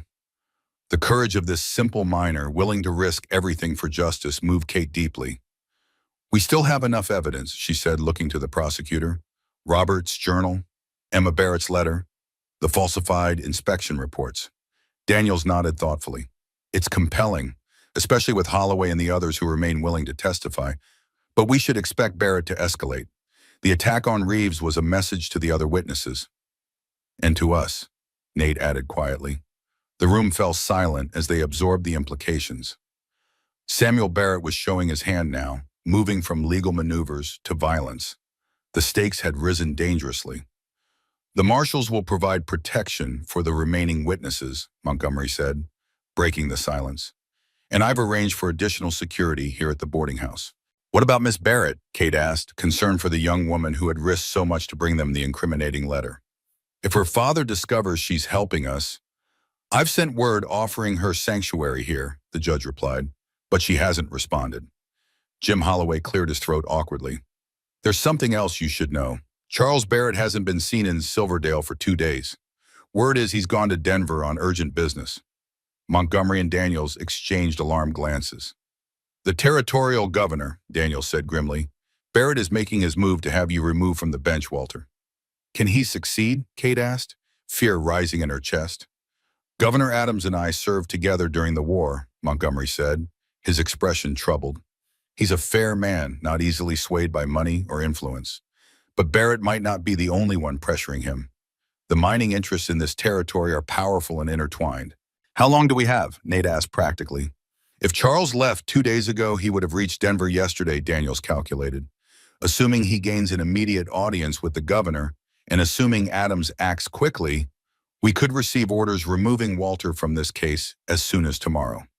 Then we need to convene the grand jury today, Kate said firmly. Not in 3 days. Montgomery shook his head reluctantly. Legal procedures require proper notice. The earliest I could convene them would be tomorrow morning. Then that's what we do, Daniels decided. I'll prepare the indictment papers tonight. We'll present our evidence first thing tomorrow. He turned to Holloway. Can you get word to the other witnesses to be here by dawn? The miner nodded. They're already staying close to town, anticipating the original date. I'll round them up. As plans were made to accelerate the legal proceedings, Kate found herself watching Nate, who had moved to stand by the window, his gaze sweeping the street outside with the careful attention of someone anticipating trouble. There was a tension in his shoulders, a readiness that reminded her of soldiers she'd tended during the war, men who had learned to sense danger before it struck. When the meeting concluded and the others had dispersed to their tasks, Kate approached him. What do you see out there? Nate's dark eyes met hers. Nothing specific, but Barrett won't limit himself to attacking witnesses or legal maneuvers now. He's desperate. You think he'll come after us directly? The thought sent a chill through her, despite the warm spring air filtering through the window. I think he'll try to eliminate the threat however he can, Nate replied carefully. The journal, the letter, you, anything that endangers him. Kate absorbed this assessment, her hand resting protectively over her child. I won't back down, she said quietly. Not after coming this far. Robert deserves justice. All those men do. I know. Nate's expression softened slightly. It's who you are. A healer who doesn't turn away from suffering, no matter the cost to yourself. Something in his tone made Kate look up sharply. You make that sound like a flaw. No, he said gently. It's your strength. But it means you sometimes don't see danger until it's upon you. The observation was perceptive enough to give Kate pause. She had rushed into Cherokee settlements during fever outbreaks without hesitation, had argued with Robert about it the very morning of his death, had determined to travel alone to Denver while 5 months pregnant to seek justice. Perhaps Nate was right. Perhaps her drive to heal, to help, to fight wrongs sometimes blinded her to personal risks. "What would you have me do?" she asked. "Hide? Run?" "Neither," Nate replied. "Just be aware. Let those of us who see the danger clearly help protect you while you do what you must." The simple wisdom of this advice, acknowledging her purpose while offering support rather than trying to divert her from it, touched Kate deeply. Most men, including Robert at times, had tried to shield her from difficulty by restricting her actions. Nate instead offered to stand beside her as she faced the challenges head-on. "Thank you," she said softly, "for understanding." Nate nodded once, his gaze returning to the street outside, watchful and steady. The remainder of the day passed in a flurry of preparation. Judge Montgomery and Prosecutor Daniels closeted themselves in the study, reviewing evidence and preparing legal documents. Eleanor Montgomery arranged accommodations for the witnesses who would be arriving through the evening. 2 U.S. Marshals took up positions near the boarding house, their presence both reassuring and a stark reminder of the threat they faced. Kate found herself at loose ends, too restless to sit still but too encumbered by her pregnancy to be of much physical help. Her medical training provided an outlet. She prepared supplies for treating any injuries that might occur, organized her herbs and remedies, and helped Eleanor stock additional bandages and disinfectants. As dusk approached, she sat on the boarding house porch, watching the lengthening shadows and allowing herself a rare moment of reflection. So much had changed in the weeks since she'd boarded that train to Denver. The journey that should have been straightforward had instead led her through near death in a blizzard, an unlikely rescue, and now into the center of a legal battle against one of the territory's most powerful families. And through it all, there had been Nate, a man who, by all conventional standards, should have remained a stranger, yet who had become essential to her in ways she was only beginning to understand. The sound of approaching hoofbeats drew her attention. A rider was coming fast down the main street, his horse lathered with exertion. As he neared the boarding house, Kate recognized Joe Taylor, the woodcutter they had met on their journey into Clearwater. "Mrs. Sullivan," he called, reining in his mount. "Is the judge here? It's urgent." Before Kate could respond, Montgomery appeared at the door behind her, alerted by the commotion. "What's happened, Joe?" Taylor dismounted, his expression grim. "Riders coming, Judge. At least a dozen men armed. Samuel Barrett's leading them. They stopped at my place asking directions to town. Said they had business at your boarding house." Montgomery's face tightened. "How far behind you are they?" "Half hour, maybe less. I cut across the creek to get here faster and warn you." The judge turned to Kate. "Get inside, find Nate and the marshals. We need to prepare." As Taylor remounted to spread the warning through town, Kate hurried inside, her heart pounding. She found Nate in the kitchen with Eleanor and one of the marshals, already alerted by the commotion. "Barrett's coming," she reported breathlessly, "with armed men." The marshal, a weathered man named Dawson with a cavalry scar visible above his collar, immediately took charge. "How many witnesses have arrived?" "4, including Holloway," Eleanor replied. "They're in the back rooms." "Get them to the cellar," Dawson ordered. "Mrs. Montgomery, Mrs. Sullivan, you should join them." "I'm staying with Walter," Eleanor said firmly. Kate nodded her agreement. "I'll be needed if there are injuries." Dawson looked like he wanted to argue but recognized the futility. "Fine, but stay away from the windows. Blackfeather, you armed?" Nate nodded slightly. He had retrieved his hunting rifle from the livery stable days earlier, anticipating trouble. "Good, help me position the other marshal and the judge. We need to establish a defensive perimeter." As the men moved to secure the house, Kate and Eleanor gathered medical supplies in the dining room, transforming the large table into a treatment area. Through the windows, they could see townspeople hurrying inside their homes and businesses, doors being barricaded, a few armed men taking up positions along the main street. "Clearwater won't stand idle while Barrett threatens the judge," Eleanor explained, seeing Kate's questioning look. "Many here owe Walter their livelihoods, their safety. They'll fight if necessary." Kate felt a surge of hope at this evidence of solidarity, but it was tempered by fear. These were shopkeepers and farmers, not soldiers. Barrett was bringing hired guns, men accustomed to violence. Judge Montgomery entered the dining room, a shotgun in his hands that looked both incongruous and entirely natural against his distinguished appearance. "Lawrence has taken the evidence to his room for safekeeping," he told them, referring to Prosecutor Daniels. Robert's journal, Emma's letter, the falsified reports, all locked in his case. What does Barrett hope to accomplish by coming here with force? Kate asked. Surely he doesn't think he can simply take the evidence and end the matter. I suspect he plans to intimidate the witnesses into leaving town before the grand jury, Montgomery replied grimly. Or possibly to create enough chaos that some evidence might be lost in the confusion. Or worse, Eleanor said quietly, exchanging a knowing look with her husband. Before Kate could ask what she meant, Nate appeared in the doorway. They're coming. You can hear them on the road. Everyone fell silent, listening. In the distance, the rhythmic sound of multiple horses approaching at a steady pace carried clearly in the evening air. Not hurrying now, Kate realized. Coming deliberately, wanting to be heard, to create fear before they even arrived. Eleanor, Kate, go to the back of the house, Montgomery ordered. Stay away from windows. Kate moved to obey, but paused at a sudden flurry of activity at the rear entrance of the boarding house. Holloway appeared, leading a frightened young woman by the arm. Emma Barrett, her face pale and her traveling cloak askew as if she had dressed in haste.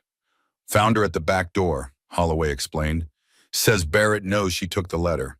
She's been hiding with friends, but he's discovered her involvement. Emma's eyes were wide with terror. He said, her voice broke. He said he would see me committed to an asylum for betraying the family, that I was clearly deranged with feminine hysteria. She looked desperately at Kate. You have to help me. He'll do it. He has the connections, the money. Kate put a steadying arm around the young woman's shoulders. You're safe here, Emma. We won't let him take you. The sound of horses was much closer now, accompanied by the jingle of tack and the low murmur of men's voices. Montgomery gestured them all to move away from the windows as he and Nate took up positions near the front door, flanked by the two marshals. Stay back, he warned again, more urgently. Kate led Emma toward the back of the house, where Eleanor was preparing a room for her but hesitated at the dining room doorway. From this position, she could see through to the front entrance, but remained partially concealed. Despite the danger, she needed to witness what was coming. The riders arrived with a thunder of hooves filling the street in front of the boarding house. In the fading light of dusk, Kate could make out Samuel Barrett at the front of the group, his silver hair and beard unmistakable. Beside him was a younger man with similar features who must be Charles Barrett, the mine supervisor responsible for ignoring Robert's warnings. The rest were clearly hired guns, hard-faced men with rifles and revolvers visible at their sides. Montgomery! Barrett's voice boomed from the street. Come out and talk. After a moment's pause, the judge opened the front door and stepped onto the porch, his shotgun held casually but visibly at his side. This is an unusual hour for a social call, Sam. Barrett smiled without warmth. This isn't social, Walter.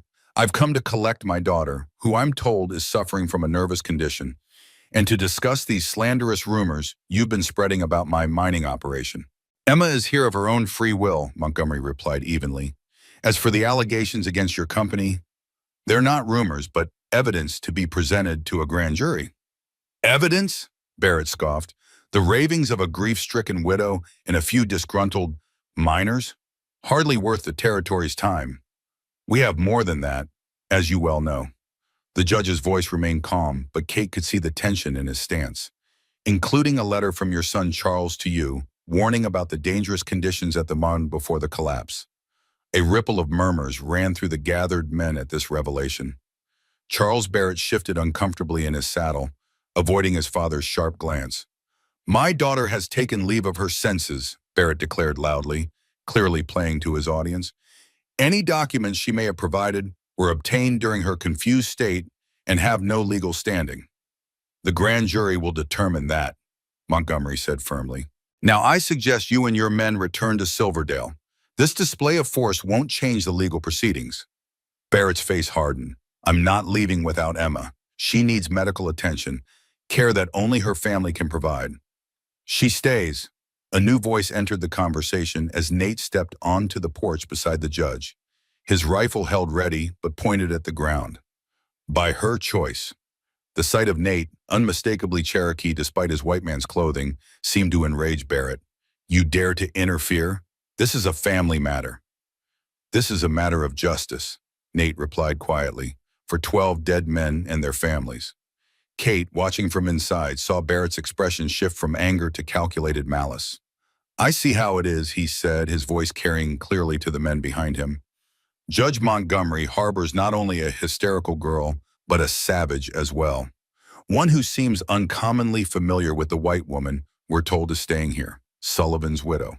The deliberate attempt to stir racial tensions made Kate's blood boil. She stepped forward into the doorway, unable to remain silent in the face of such tactics.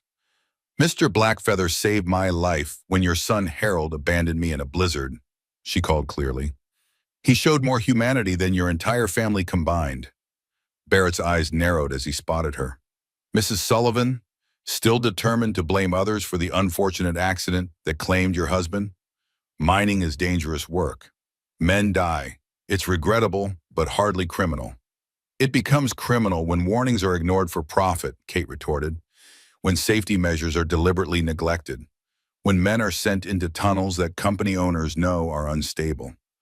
"Prove it," Barrett challenged. "If you can." "We will," Montgomery interjected. "Tomorrow morning before the grand jury.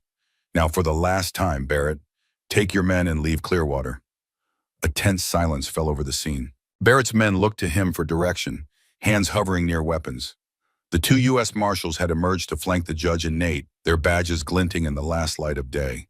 From side streets, Kate could see Clearwater's citizens appearing: shopkeepers, farmers, the blacksmith still in his leather apron. Many armed, moving to positions that surrounded Barrett's group. Barrett assessed the situation, his cold eyes calculating odds and risks. Finally, he straightened in his saddle. "This isn't over, Walter. Not by a long measure." He jerked his head at his men. "We'll ride out, but I'll be back for my daughter and for justice of my own." As the riders began to turn their horses, Barrett's gaze found Kate once more. "Consider carefully, Mrs. Sullivan. Is this vendetta worth the risk to your unborn child? There are many dangers in this territory for a woman alone." The threat, thinly veiled but unmistakable, sent a chill through Kate's body. She placed a protective hand over her belly, but held Barrett's stare without flinching. "My child will know its father stood for truth, Mr. Barrett. What will your children say of your legacy?" Barrett's face contorted with barely suppressed rage, but he offered no reply. With a sharp command to his men, he wheeled his horse around and led them back down the street, the thundering hoofbeats gradually fading into the gathering darkness. Only when they had disappeared from sight did the tension break. Judge Montgomery lowered his shotgun, his shoulders sagging slightly with relief. The townspeople began to disperse, though several remained on watch at the outskirts of town in case Barrett decided to return. Kate moved onto the porch, joining Nate and the judge. "Do you think they've truly gone?" "For now," Montgomery said grimly. "But Barrett doesn't surrender easily. He'll try something else before the grand jury convenes." "We should post guards through the night," Nate suggested, "at all approaches to the boarding house." The judge nodded in agreement. "The marshals can coordinate with some of the town men. No one sleeps until after the indictment is secured." As they moved inside to make preparations for the night watch, Kate found herself suddenly lightheaded, the tension and fear of the confrontation catching up with her. She swayed slightly, reaching for the doorframe to steady herself. Nate was at her side instantly, his arms strong around her waist. "You need to rest," he said, concern evident in his voice. "This stress isn't good for you or the child." Kate wanted to protest that she was fine, that there was still work to be done, but the wave of dizziness that washed over her made argument impossible. She allowed Nate to guide her to a chair in the dining room, where Eleanor quickly brought her water and a cool cloth for her forehead. "He's right," Eleanor said firmly, checking Kate's pulse. "Your heart is racing. A few hours of rest will help." Kate nodded reluctantly, acknowledging the wisdom in their concern. The baby had been unusually active during the confrontation, as if sensing her fear and responding with its own distress. She needed to calm herself, to find some measure of peace amid the danger that still surrounded them. "I'll check on Emma first," she insisted. "She must be terrified after facing her father." "I'll take you to her," Nate offered, still supporting her arm. "Then you must promise to rest." Kate agreed, allowing him to help her to the small back bedroom where Emma Barrett had been settled. The young woman sat on the edge of the bed, her hands twisting nervously in her lap, her face pale but composed. "Are they gone?" she asked as Kate entered. "For now," Kate confirmed, sitting beside her. "But we'll have guards through the night. You're safe here, Emma." Emma nodded, though fear still shadowed her eyes. "I never thought he would go this far. Bringing armed men, threatening the judge, threatening you." She looked up at Kate with genuine remorse. "I'm so sorry. This is all because I brought you that letter." "No," Kate said firmly. "This is because your father and brother chose profit over human lives. You did the right thing, Emma, the brave thing." "What will happen to me after?" the young woman asked softly. "After the grand jury, I can never go home again." Kate hadn't considered this aspect of Emma's decision to help them. In betraying her family to serve justice, the young woman had sacrificed her security, her future, perhaps even her safety. "You won't be alone," Kate assured her. "Judge Montgomery has connections throughout the territory. He can help you find a position, a new start somewhere." "And you?" Emma asked. "Will you still go to Denver after the indictment?" The question gave Kate pause. Her original plan to reach her cousin in Denver, to start a new life there with her child, suddenly seemed distant, as if belonging to another woman in another life. So much had changed since she had boarded that train.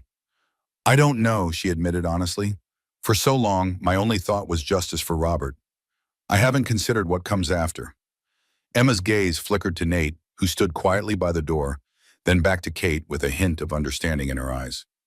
"Perhaps the storm blew you exactly where you needed to be, Mrs. Sullivan." The simple observation resonated with Kate in ways she wasn't prepared to examine too closely. She patted Emma's hand gently. "Try to rest now.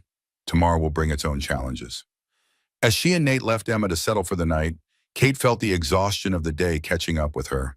The confrontation with Barrett, the preparations for the grand jury, the constant undercurrent of fear, all had taken their toll on her strength. By the time they reached her room, she was leaning heavily on Nate's arm, her steps faltering with fatigue. "You should sleep," he said, his voice gentle but firm. "The marshals and I will keep watch." Kate nodded, too tired to argue, but as he turned to leave, she caught his hand. "Nate," she said softly, "thank you for standing with us today. Barrett could have targeted you specifically, used the prejudices against your people to turn the situation." Nate's expression remained calm, but his fingers tightened slightly round hers. "I've faced worse hatred than Barrett's, and some battles are worth the risk." He hesitated, then added quietly, "Rest well, Kate. Tomorrow we finish what we started." After he had gone, Kate prepared for bed, her movements slow with exhaustion. As she lay in the darkness, listening to the occasional footsteps of the guards outside, her thoughts drifted to Nate's words. Some battles are worth the risk. She placed a hand on her belly, feeling the child move beneath her palm, and wondered what battles lay ahead for them both, and who would stand beside them when those battles came. Kate awoke before dawn to the sound of voices and movement throughout the boarding house. Dressing quickly, she made her way downstairs to find the main rooms transformed into a hive of activity. The remaining witnesses from Silverdale had arrived during the night, bleary-eyed but resolute. Judge Montgomery and Prosecutor Daniels were reviewing documents at the dining table. The marshals were coordinating the day's security arrangements with several of Clearwater's citizens who had volunteered to help. "The grand jury will convene at 9 o'clock, Eleanor explained, handing Kate a cup of coffee. "Walter sent notices last night. All 12 jurors have confirmed they'll attend." "And Barrett?" Kate asked, scanning the room for Nate but not seeing him. "No sign of him or his men since last night," Eleanor replied. "The town watches reported no disturbances." Blackfeather and Marshal Dawson are currently checking the approaches to town, ensuring the way is clear for the jurors to arrive safely.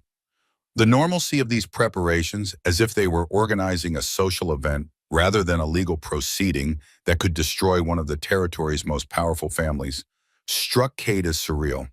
Yet beneath the calm efficiency, she could sense the tension, the awareness that Barrett would not surrender without a final effort to stop them.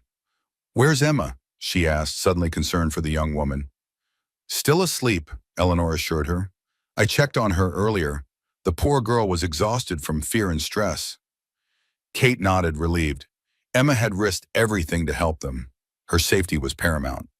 As the household prepared for the day ahead, Kate found herself drawn to the front porch, watching the sun rise over Clearwater. The small frontier town was waking up, smoke rising from chimneys, a few early risers moving about their business despite the unusual circumstances.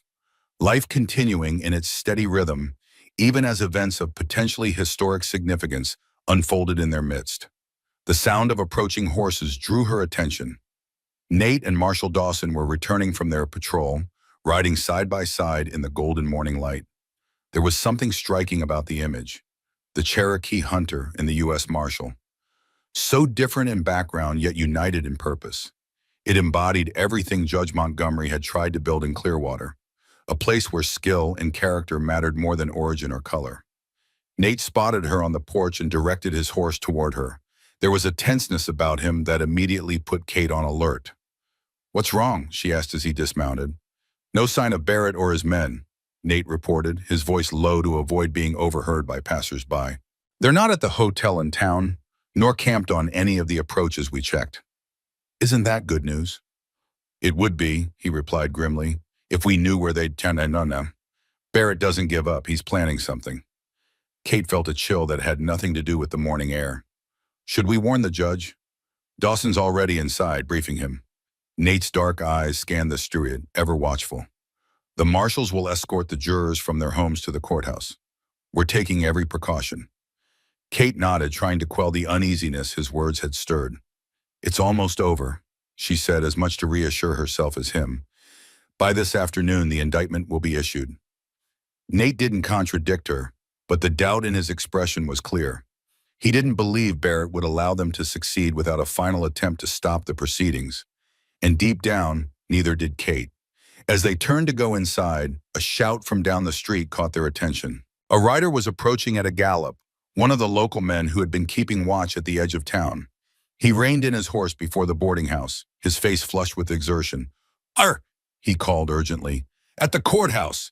Barrett's men must have set it during the night." The news sent a wave of shock through those gathered on the street. Without the courthouse, the grand jury couldn't convene. The legal proceedings would be delayed for days, perhaps weeks. Time Barrett could use to further intimidate witnesses or pressure the territorial government. Judge Montgomery emerged from the house, his face grim as he heard the news. "How bad is it?" he demanded. "Just starting to take hold when I left," the writer reported. "Town's volunteer brigade is forming, but they need help." "Go," Montgomery ordered the men around him. "Save what you can." As people rushed toward the courthouse, Kate turned to the judge. "This is Barrett's doing. He's trying to stop the grand jury." "He won't succeed," Montgomery said firmly. "If the courthouse burns, we'll convene the jury in the church. If the church isn't available, we'll use the schoolhouse. I won't let a fire stop justice." The determination in his voice gave Kate hope, but she could see the strain in his face. Every delay, every obstacle increased the risk that Barrett would find a way to prevent the indictment. "I should help," she said, already moving toward the street. "There may be injuries." Nate caught her arm gently. "Kate, think of your condition. The smoke, the chaos, it's too dangerous." She wanted to argue, but the baby chose that moment to kick forcefully, as if emphasizing Nate's point. Reluctantly, she acknowledged the wisdom of his concern. "At least let me prepare medical supplies here. The injured will need treatment." He nodded, releasing her arm. "I'll go help with the fire. Stay here with Eleanor and Emma. The marshals will remain to protect the evidence and the witnesses."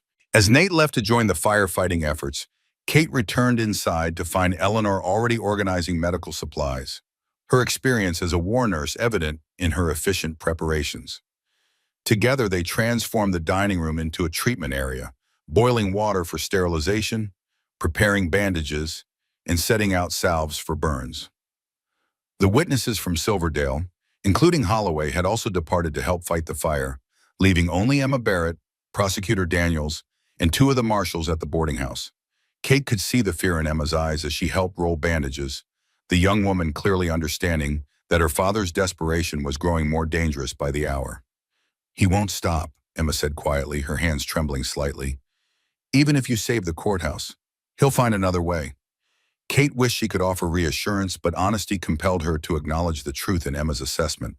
"Then we must be prepared for whatever comes." The morning passed in tense anticipation. Reports from the courthouse fire filtered back. The blaze had been contained to one wing of the building, leaving the main courtroom damaged but usable. The grand jury would be delayed but could still convene later that day. Barrett and his men remained conspicuously absent, their whereabouts unknown, despite search parties checking the surrounding area. By midday, the fire was fully extinguished. Judge Montgomery returned to the boarding house, smoke-stained and weary, but grimly satisfied.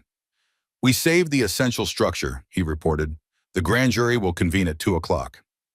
"And Barrett?" Kate asked. "No sign of him or his men," the judge replied, confirming her fears. "It's as if they vanished after setting the fire." "Or they're waiting for the next opportunity," Daniel suggested darkly. "Perhaps hoping to catch us all in one place, at the courthouse during the proceedings." Montgomery nodded thoughtfully. "We'll take precautions. The marshals will secure the building before the jurors arrive." As the judge went to clean up and prepare for the afternoon session, Kate found herself drawn to the window, watching for Nate's return. He had remained at the courthouse to help with the final cleanup and security arrangements. Her concern for him surprised her with its intensity. "He'll be fine," Eleanor said softly, coming to stand beside her. "Your Mr. Blackfeather seems quite capable of taking care of himself." Kate felt a flush rise to her cheeks. "He's not my Mr. Blackfeather." Eleanor's eyes held a gentle knowing. "Isn't he? Perhaps not in the conventional sense, but I've seen how you look at each other. Some bonds form quickly in adversity, Kate. The war taught me that." Before Kate could respond, the door opened and Nate entered, his clothing smoke-stained but otherwise unharmed. Their eyes met across the room, and the relief that flooded through Kate confirmed Eleanor's observation more effectively than any words could have. "The courthouse is secured," Nate reported, addressing everyone but looking at Kate. "The damage is mostly confined to the back offices. The main courtroom will serve for the grand jury." "And the jurors?" Daniels asked. "All accounted for and ready to convene at 2 o'clock, Nate confirmed. "The marshals are escorting them to the courthouse now." Montgomery, who had returned freshly changed, nodded with satisfaction. "Then it's time we gathered our witnesses and evidence. Mr. Daniels, are the indictment papers prepared?" The prosecutor patted his case. "All ready, Judge. With the evidence we have, the grand jury should have no difficulty returning a true bill." As they prepared to depart for the courthouse, Kate noticed Emma Barrett standing slightly apart, uncertainty in her posture. "Emma, are you coming?" The young woman twisted her hands nervously. "I don't know if I can face him, my father, if he's there." Kate understood her fear all too well. To stand against one's own family required courage few possessed. "Your testimony about the letter may be crucial," she said gently, "but no one would think less of you if you chose not to appear in person." Emma straightened her shoulders slightly, a flash of determination crossing her delicate features. "No, I'll come. He should see that at least one Barrett values truth over fortune." Their small procession moved through Clearwater's main street toward the courthouse. Judge Montgomery and Prosecutor Daniels in the lead, followed by the witnesses from Silverdale, with Kate, Nate, and Emma in the rear, flanked by the remaining marshals. The townspeople watched from doorways and windows, the unusual spectacle drawing curious eyes. The courthouse, a sturdy two-story building of local stone and timber, showed the effects of the morning's fire. The rear portion was blackened, with windows broken and roof partially collapsed, but the main structure stood solid. As they approached, Kate could see the two marshals who had escorted the jurors standing guard at the entrance.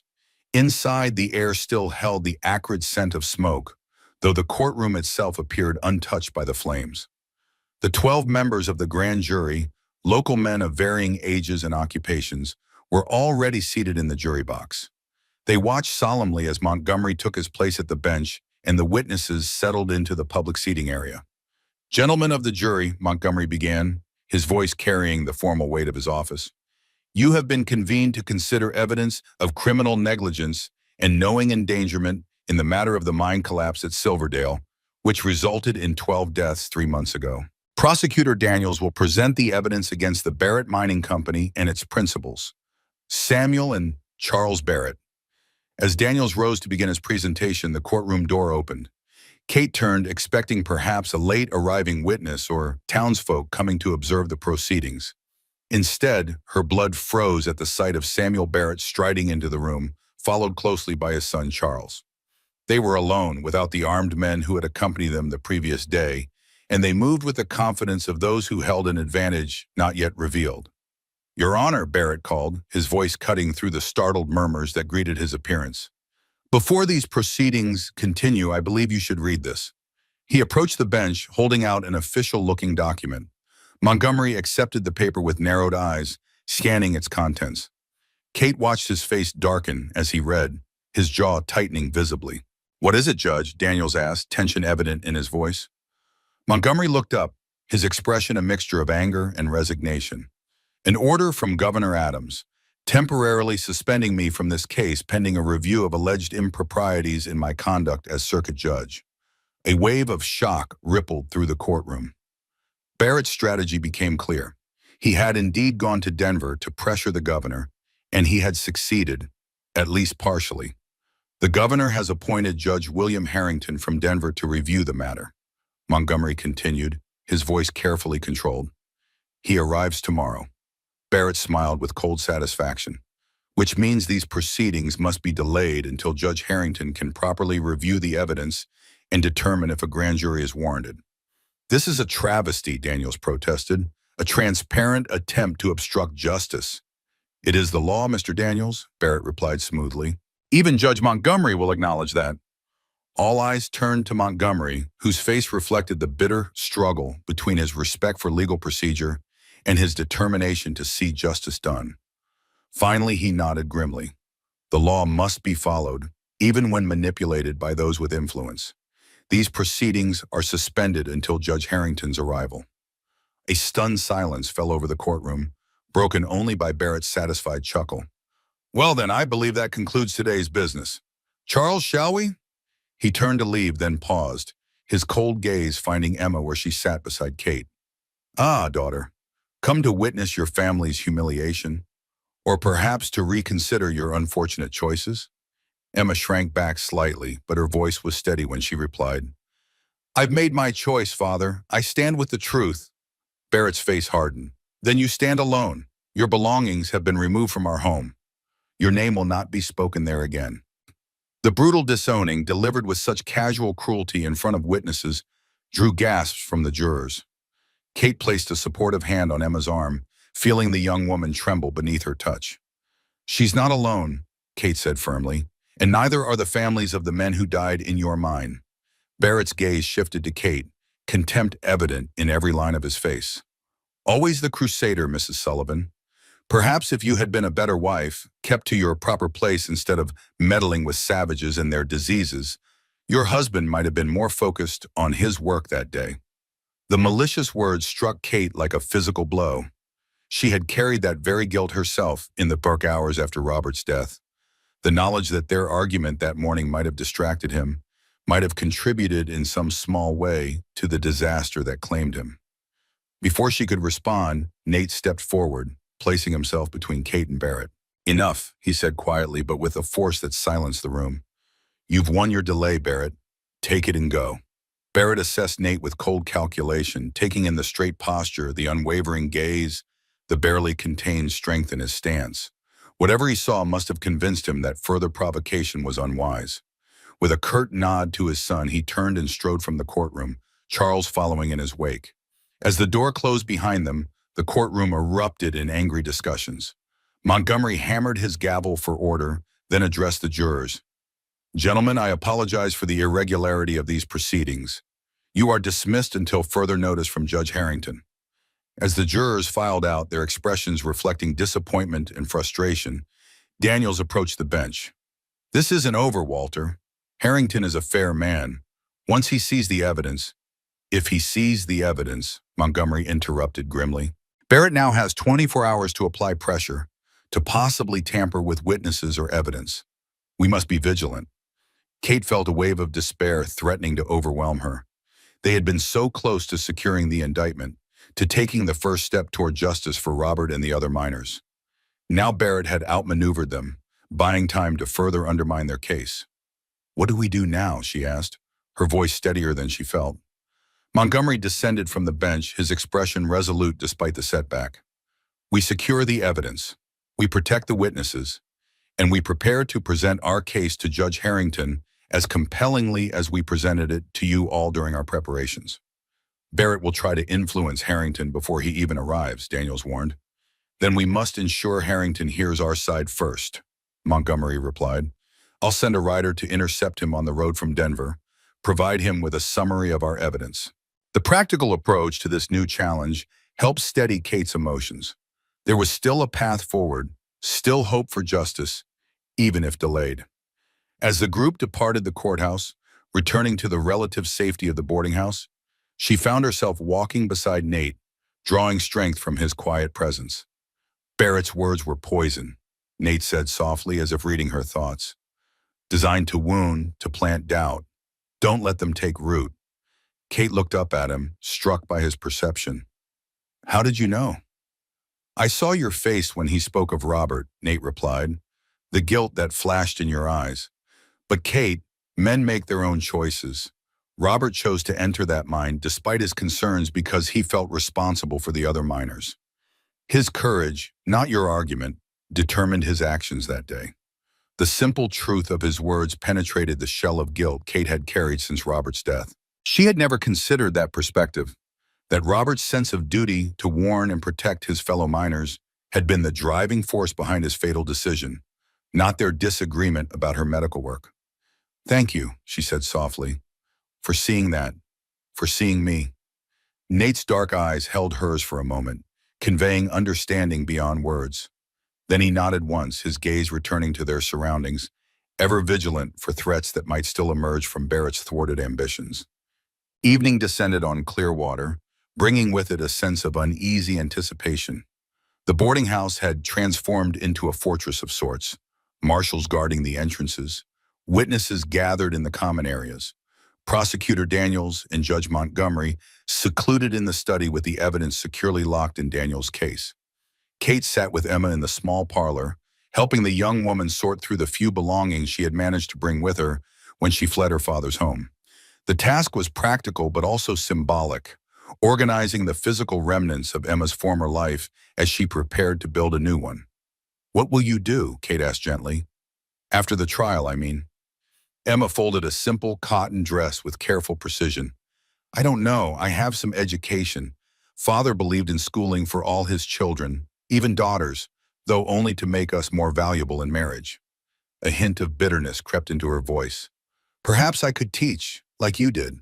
"You'd make a fine teacher," Kate encouraged, seeing the intelligence and compassion in the young woman that would serve well in such a role. "Or perhaps continue your education further. There are women's colleges in the East." "That would require money," Emma said practically, "and Father has made it clear I'm cut off from family resources." Kate considered this obstacle. "Judge Montgomery has connections throughout the territory, and I suspect there would be some justice in Barrett Mining Company being forced to provide for your education as part of any settlement with the families." A small smile touched Emma's lips at this suggestion. "That would be fitting, wouldn't it? Some good finally coming from the Barrett fortune." Their conversation was interrupted by the arrival of Eleanor, her expression concerned. "Kate, there's someone here to see you. A woman from the Cherokee settlement north of town. She says it's urgent." Surprised, Kate followed Eleanor to the kitchen, where a middle-aged Cherokee woman waited, her dignified bearing suggesting a position of some importance in her community despite her simple dress. She studied Kate with dark eyes that reminded her sharply of Nate's. "Mrs. Sullivan?" the woman asked, her English accented but clear. "I am Sarah Blackfeather, Nathaniel's aunt. I have come because there is trouble." Kate felt a chill of apprehension. "What kind of trouble? Is Nate—" "My nephew as well," Sarah assured her, "but there is sickness in our settlement. Many children with fever, some adults too. We need help." Relief that Nate was safe was quickly replaced by professional concern. "What symptoms? How many affected?" "High fever, rash that starts on face and spreads, coughing. 15 children, 7 adults so far." Sarah's composure slipped slightly, revealing the worry beneath. "2 of the smallest ones died yesterday." Kate recognized this description immediately. Measles, highly contagious and potentially deadly, especially in isolated communities with little previous exposure. Her mind immediately shifted to medical assessment, calculating what supplies would be needed, what treatments might help. I'll come, she said without hesitation. Let me gather my medical bag and herbs. Kate, Eleanor cautioned, concern evident in her voice. Your condition, and with Barrett still a threat? Children are dying, Eleanor, Kate replied simply. I can help. I must. Sarah Blackfeather's eyes moved to Kate's pregnant belly, then back to her face with new respect. You are the woman Nathaniel saved in the storm. He said you were a healer with courage. Nathaniel is with the marshals checking the approaches to town, Eleanor explained. He doesn't know you're here? Sarah shook her head. There was no time to find him. The children grow worse. We came directly to find Mrs. Sullivan because Nathaniel told us of her skills. Kate was already gathering her medical supplies, mentally reviewing treatments for measles. There was no cure, but supportive care could make the difference between life and death, especially for the youngest patients. Willow bark for fever, honey and mint for coughs, oatmeal baths for the rash. I'm coming with you, Eleanor declared, beginning to collect additional supplies. I've treated measles outbreaks before. Kate started to protest, then reconsidered. An extra pair of experienced hands would be invaluable, and Eleanor's age and status would provide additional protection against any social repercussions from aiding the Cherokee settlement. We should leave a message for Nate and the judge, Kate said, practical despite her urgency. They'll worry when they find us gone. Eleanor nodded, quickly penning a note explaining their mission. I'll give this to Emma. She'll ensure they receive it. Within 20 minutes, they were ready to depart. Sarah had come with a wagon driven by a young Cherokee man introduced as her son, with space in the back for Kate, Eleanor, and their medical supplies. As they prepared to leave, Emma appeared at the kitchen door, concern etched on her face. Be careful, she urged Kate. My father's men are still out there somewhere. Kate squeezed the young woman's hand reassuringly. Barrett is focused on stopping the legal proceedings. He won't be concerned with a medical mission to a Cherokee settlement. She hoped this was true, though doubt lingered. Barrett's hatred might well extend to anything associated with Nate or the Native community that had accepted Kate when his own society would have shunned her. The journey to the Cherokee settlement took just over an hour, the wagon following winding trails through forests beginning to show the first green buds of spring. As they traveled, Sarah explained that the sickness had likely been brought by a trader who had passed through the settlement 2 weeks earlier, showing no symptoms himself but carrying the disease nonetheless. Our people have little protection against white man's diseases, she explained. Many have never been exposed, have no, what do you call it? Immunity, Eleanor supplied. Your bodies haven't learned to fight this specific illness. Sarah nodded grimly. When it came before many years ago, nearly half the children died. We fear this time will be the same. Kate's determination strengthened at these words. She had seen the devastation communicable diseases could wreak during the war, when camps and hospitals became breeding grounds for typhoid, dysentery, and other killers. But she had also learned techniques that could reduce suffering and save lives, knowledge she would now put to use for this vulnerable community. The settlement came into view as dusk was falling, a collection of cabins and traditional structures arranged in a clearing near a small creek. Even from a distance, Kate could sense the pall of illness hanging over the community. Few people moved about, and those who did walked with the weary steps of those tending the sick. As the wagon pulled to a stop near the central area, several women emerged from nearby cabins, their expressions cautious but hopeful as they recognized Sarah. She spoke to them in Cherokee, explaining Kate and Eleanor's presence. Though Kate couldn't understand the words, she could read the shifting emotions on the women's faces, suspicion giving way to desperate hope as they realized help had arrived. An older man approached, his silver hair and dignified bearing marking him as a person of authority. Sarah introduced him as David Redbird, one of the settlement's elders. He studied Kate and Eleanor with keen eyes before speaking. My daughter and her 3 children are among the sick, he said in careful English. We have used our traditional medicines, but the fever continues to rise. Will your white medicine help them? Kate met his gaze directly. I can't promise cures, but I know treatments that may ease their suffering and help their bodies fight the illness. I'll do everything in my power for your families. Redbird seemed to measure her sincerity before nodding once. Then you are welcome here, Mrs. Sullivan. Come, I will show you to the sick. The next hours passed in a blur of activity as Kate and Eleanor moved from cabin to cabin, examining patients, instructing family members on care techniques, and administering what treatments they could with their limited supplies. The measles outbreak was severe, with nearly 30 cases in the small community, ranging from infants to elders. Kate found herself drawing on all her medical knowledge and battlefield experience, prioritizing the most vulnerable patients while teaching basic care to those with milder cases. Eleanor worked beside her with equal dedication, her years as a war nurse evident in her efficient movements and calm reassurance to frightened parents. They established a central treatment area in the community's council house, bringing the most serious cases together where they could be monitored continuously. Sarah and several other women of the settlement assisted, following instructions precisely and adding their own knowledge of herbal remedies that Kate incorporated when appropriate. By midnight, they had assessed all the patients and implemented treatment plans for each. Kate's back ached from bending over sick beds, and the baby seemed unusually active, responding to her exertion with frequent movements. She paused to rest briefly, one hand supporting her lower back, the other cradling her belly. "You should rest," Sarah said, approaching with a cup of herbal tea. "The little one needs you strong." Kate accepted the tea gratefully. "I will soon, once I'm certain the most critical patients are stable." Sarah studied her with knowing eyes. "You carry a healer's spirit, like my sister who was Nathaniel's mother. She too would work until her strength was gone, if the sick needed her." "You remind me of her?" Kate asked, curious about the woman who had raised Nate between two worlds. A sad smile touched Sarah's lips. "Hannah was stronger than any of us. She came here during the war, a nurse with the Union Army who fell in love with my brother. When he was killed in a raid, she stayed, raising Nathaniel among our people, though many distrusted her at first." "Because she was white?" Sarah nodded. "And because she held to some of her own ways, including her healing practices. But when sickness came and her knowledge saved lives, even the most suspicious accepted her." She gestured to the sick children being tended nearby. "As they now accept you." Kate felt a connection to this unknown woman, Hannah Blackfeather, who had followed her heart and her healing calling across cultural boundaries, creating a bridge between worlds in the process. It helped explain something of Nate's unique perspective, his ability to move between Cherokee and white societies with understanding of both.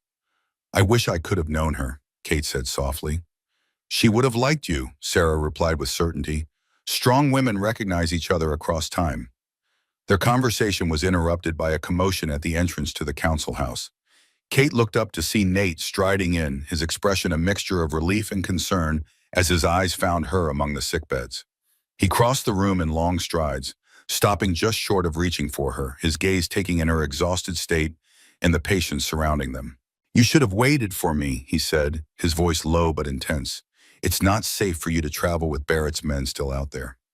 "Children were dying, Nate," Kate replied simply. "There wasn't time to wait." His expression softened slightly at her words, recognizing the truth in them. "Judge Montgomery and the marshals are concerned. Barrett and his men disappeared after the courthouse confrontation. No one knows where they've gone." A chill ran through Kate at this news. "You think they might come here? To the settlement?" Nate shook his head slightly. "It's unlikely. Barrett's focus is on stopping the legal proceedings. But still, with you here, he left the thought unfinished, but his meaning was clear. Kate's presence in the Cherokee settlement might draw Barrett's attention if he discovered it. "I can't leave, Nate," she said firmly. "These children need continuous care through the night. The next 24 hours are critical for the worst cases." He studied her face, recognizing the determination there. After a moment, he nodded. "Then I'll stay too. Help where I can and ensure you're protected." Kate felt a wave of gratitude for his understanding. He didn't try to overrule her decision or insist on her return to Clearwater, respecting both her medical judgment and her commitment to helping those in need. As the night deepened, Kate, Eleanor, and the Cherokee women continued their vigil over the sick, bathing feverish children with cool water, administering herbal remedies, and providing comfort to the suffering. Nate moved among them, helping where needed, carrying water, lifting patients, translating between Cherokee and English when necessary. In the quiet hours before dawn, as Kate sat beside a sleeping child whose fever had finally broken, she found herself watching Nate as he spoke softly to an elderly man, offering him water with gentle hands that belied their strength. The tenderness in his care, the respect with which he treated the sick and elderly, revealed aspects of his character that moved her deeply. She thought of Robert, who had been a good man in many ways, but who had never fully understood her need to heal, regardless of who needed healing, who had seen her medical work as secondary to her role as wife, as future mother to his children. Nate, in contrast, seemed to recognize her healing as an essential part of who she was, supporting rather than questioning her commitment to this calling. As if sensing her gaze, Nate looked up, their eyes meeting across the room. Something passed between them in that moment, an understanding, a recognition of shared purpose that transcended the boundaries society would place between them. Kate felt her heart quicken, and she looked away first, suddenly unsure of the emotions stirring within her. Eleanor, who had been checking on patients across the room, returned to Kate's side, noting her flushed cheeks with a knowing glance. "The crisis appears to be passing," she observed quietly. "No new fevers in the last 2 hours, and several of the children are showing improvement." Kate nodded, grateful for the shift to professional matters. "Yes, I think we've turned a corner, though we'll need to maintain vigilance for secondary infections, especially pneumonia. Sarah has offered us beds in her cabin for a few hours' rest," Eleanor continued. "You should accept. You've been on your feet for nearly 12 hours, and in your condition—" Kate wanted to protest that she wasn't tired, but her body betrayed her with a wave of exhaustion that made her sway slightly where she sat. "Perhaps a short rest," she conceded. Eleanor helped her to her feet, supporting her arm as they made their way toward the door. Nate appeared beside them, concern evident in his face as he noted Kate's fatigue. "I'll check on you in a few hours," he said, his voice gentle. "The marshals have arrived to help keep watch. You can rest safely." Kate hadn't even realized marshals had come to the settlement, her focus so completely on her patients that she'd missed their arrival. "Thank you," she murmured, too tired to say more. Sarah's cabin was small but welcoming, with clean bedding prepared for them on simple cots. Kate barely managed to remove her shoes before sinking onto the nearest one, her body surrendering to exhaustion almost immediately. Her last conscious thought before sleep claimed her was of Nate's eyes meeting hers across the sick room, and the realization that her heart had begun to heal without her even noticing. Not forgetting Robert, but finding room for new feelings, new possibilities in a future she had once thought would be defined solely by grief and justice. Kate awoke to sunlight streaming through the cabin window and the sound of children playing outside, a marked contrast to the silence that had greeted their arrival at the settlement the previous evening. She sat up carefully, mindful of her pregnant body's protests after the exertions of the night, and found herself alone in the cabin. After washing quickly with the water left in a basin near her cot, Kate made her way outside. The transformation in the settlement was remarkable. Where yesterday there had been an atmosphere of fear and illness, today there was cautious hope. Several children who had shown milder symptoms were already recovered enough to play quietly near the cabins, while adults moved about with purpose rather than desperation. Eleanor was at the central cooking fire, helping prepare a nourishing broth for those still recovering. She looked up as Kate approached, satisfaction evident in her face. "No new cases overnight," she reported, "and all but the most severely ill are showing improvement. Your treatments were effective." "Our treatments," Kate corrected, including Eleanor in the success, "and the knowledge of the Cherokee women. Sarah's willow bark preparation is more effective than any I've used before." Sarah herself appeared from a nearby cabin, nodding in acknowledgement of Kate's words. "Our peoples have much to teach each other about healing," she said simply. If only pride did not so often prevent the learning.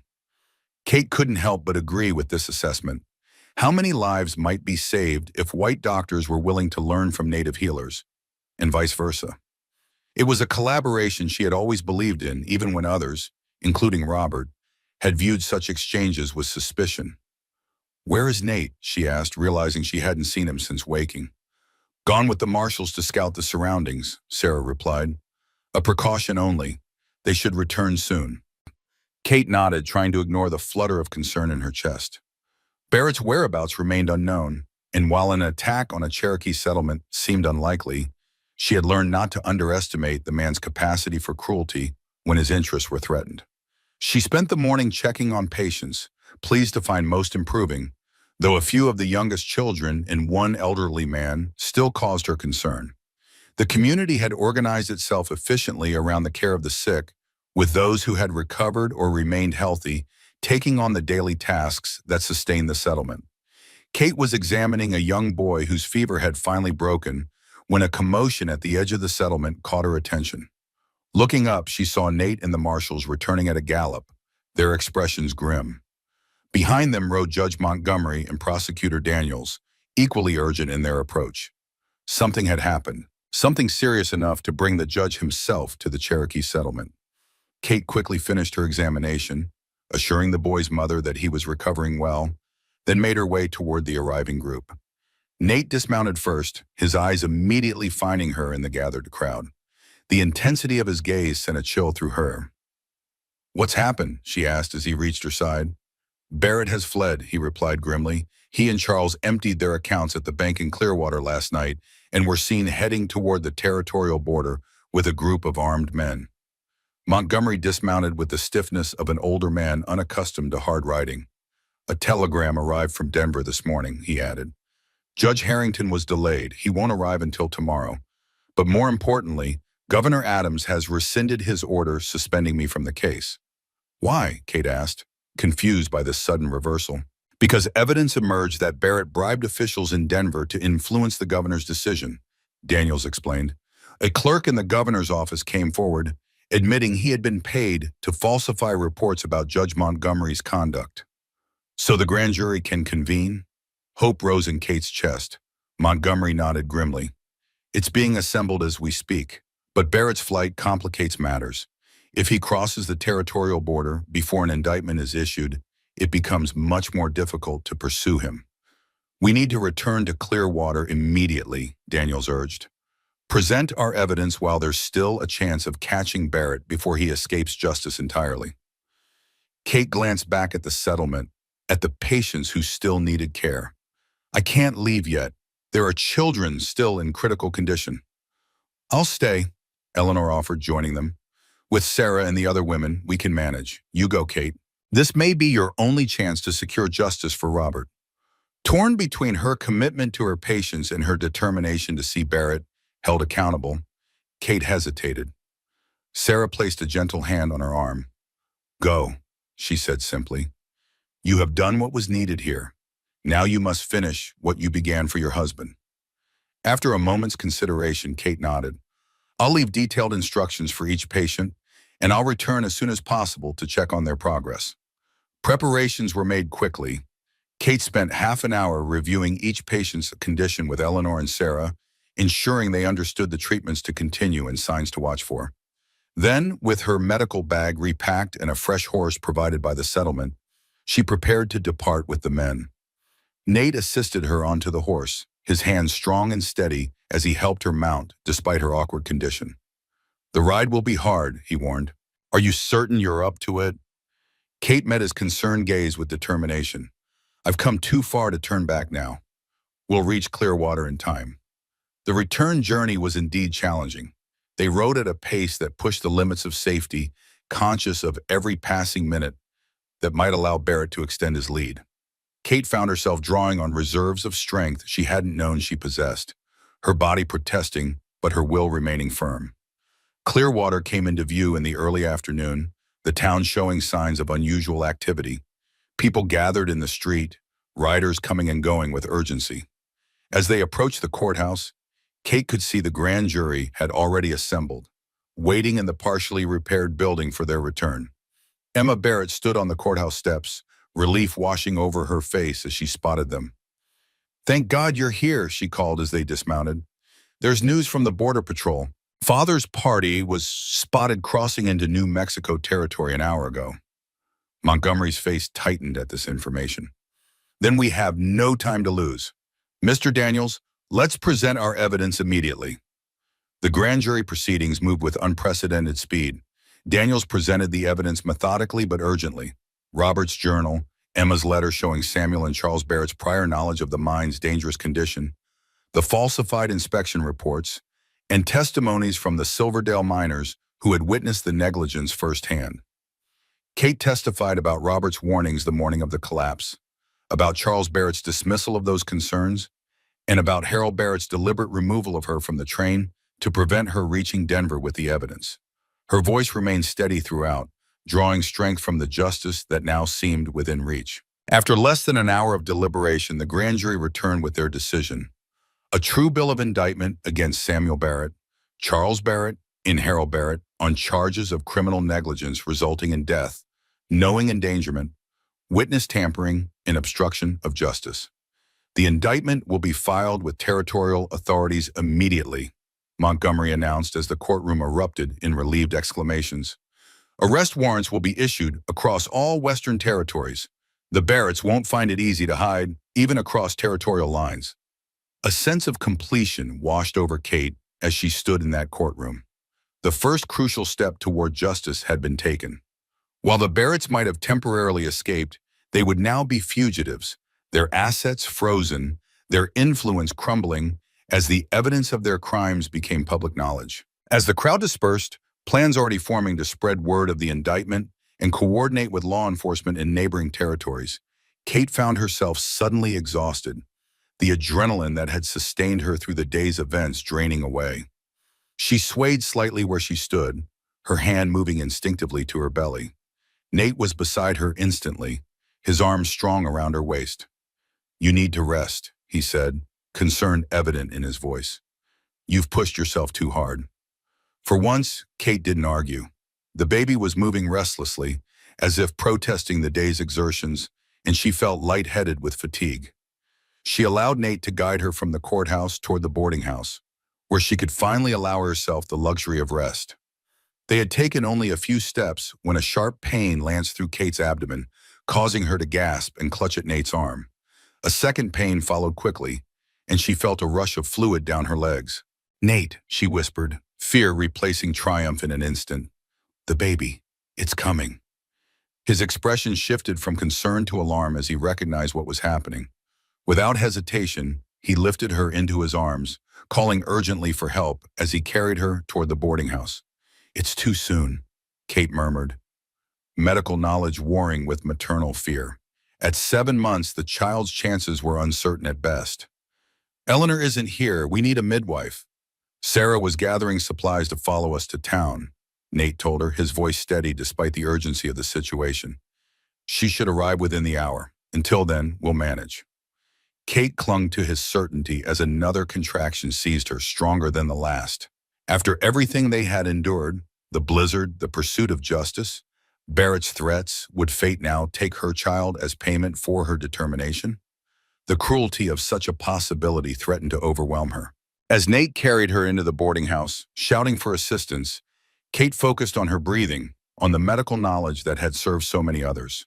Now she would need to apply that knowledge to her own desperate situation, with the help of the man who had already saved her life once in the wilderness. The storm that had brought them together had been nothing compared to the one they now faced, a race against time and nature to save the precious life within her.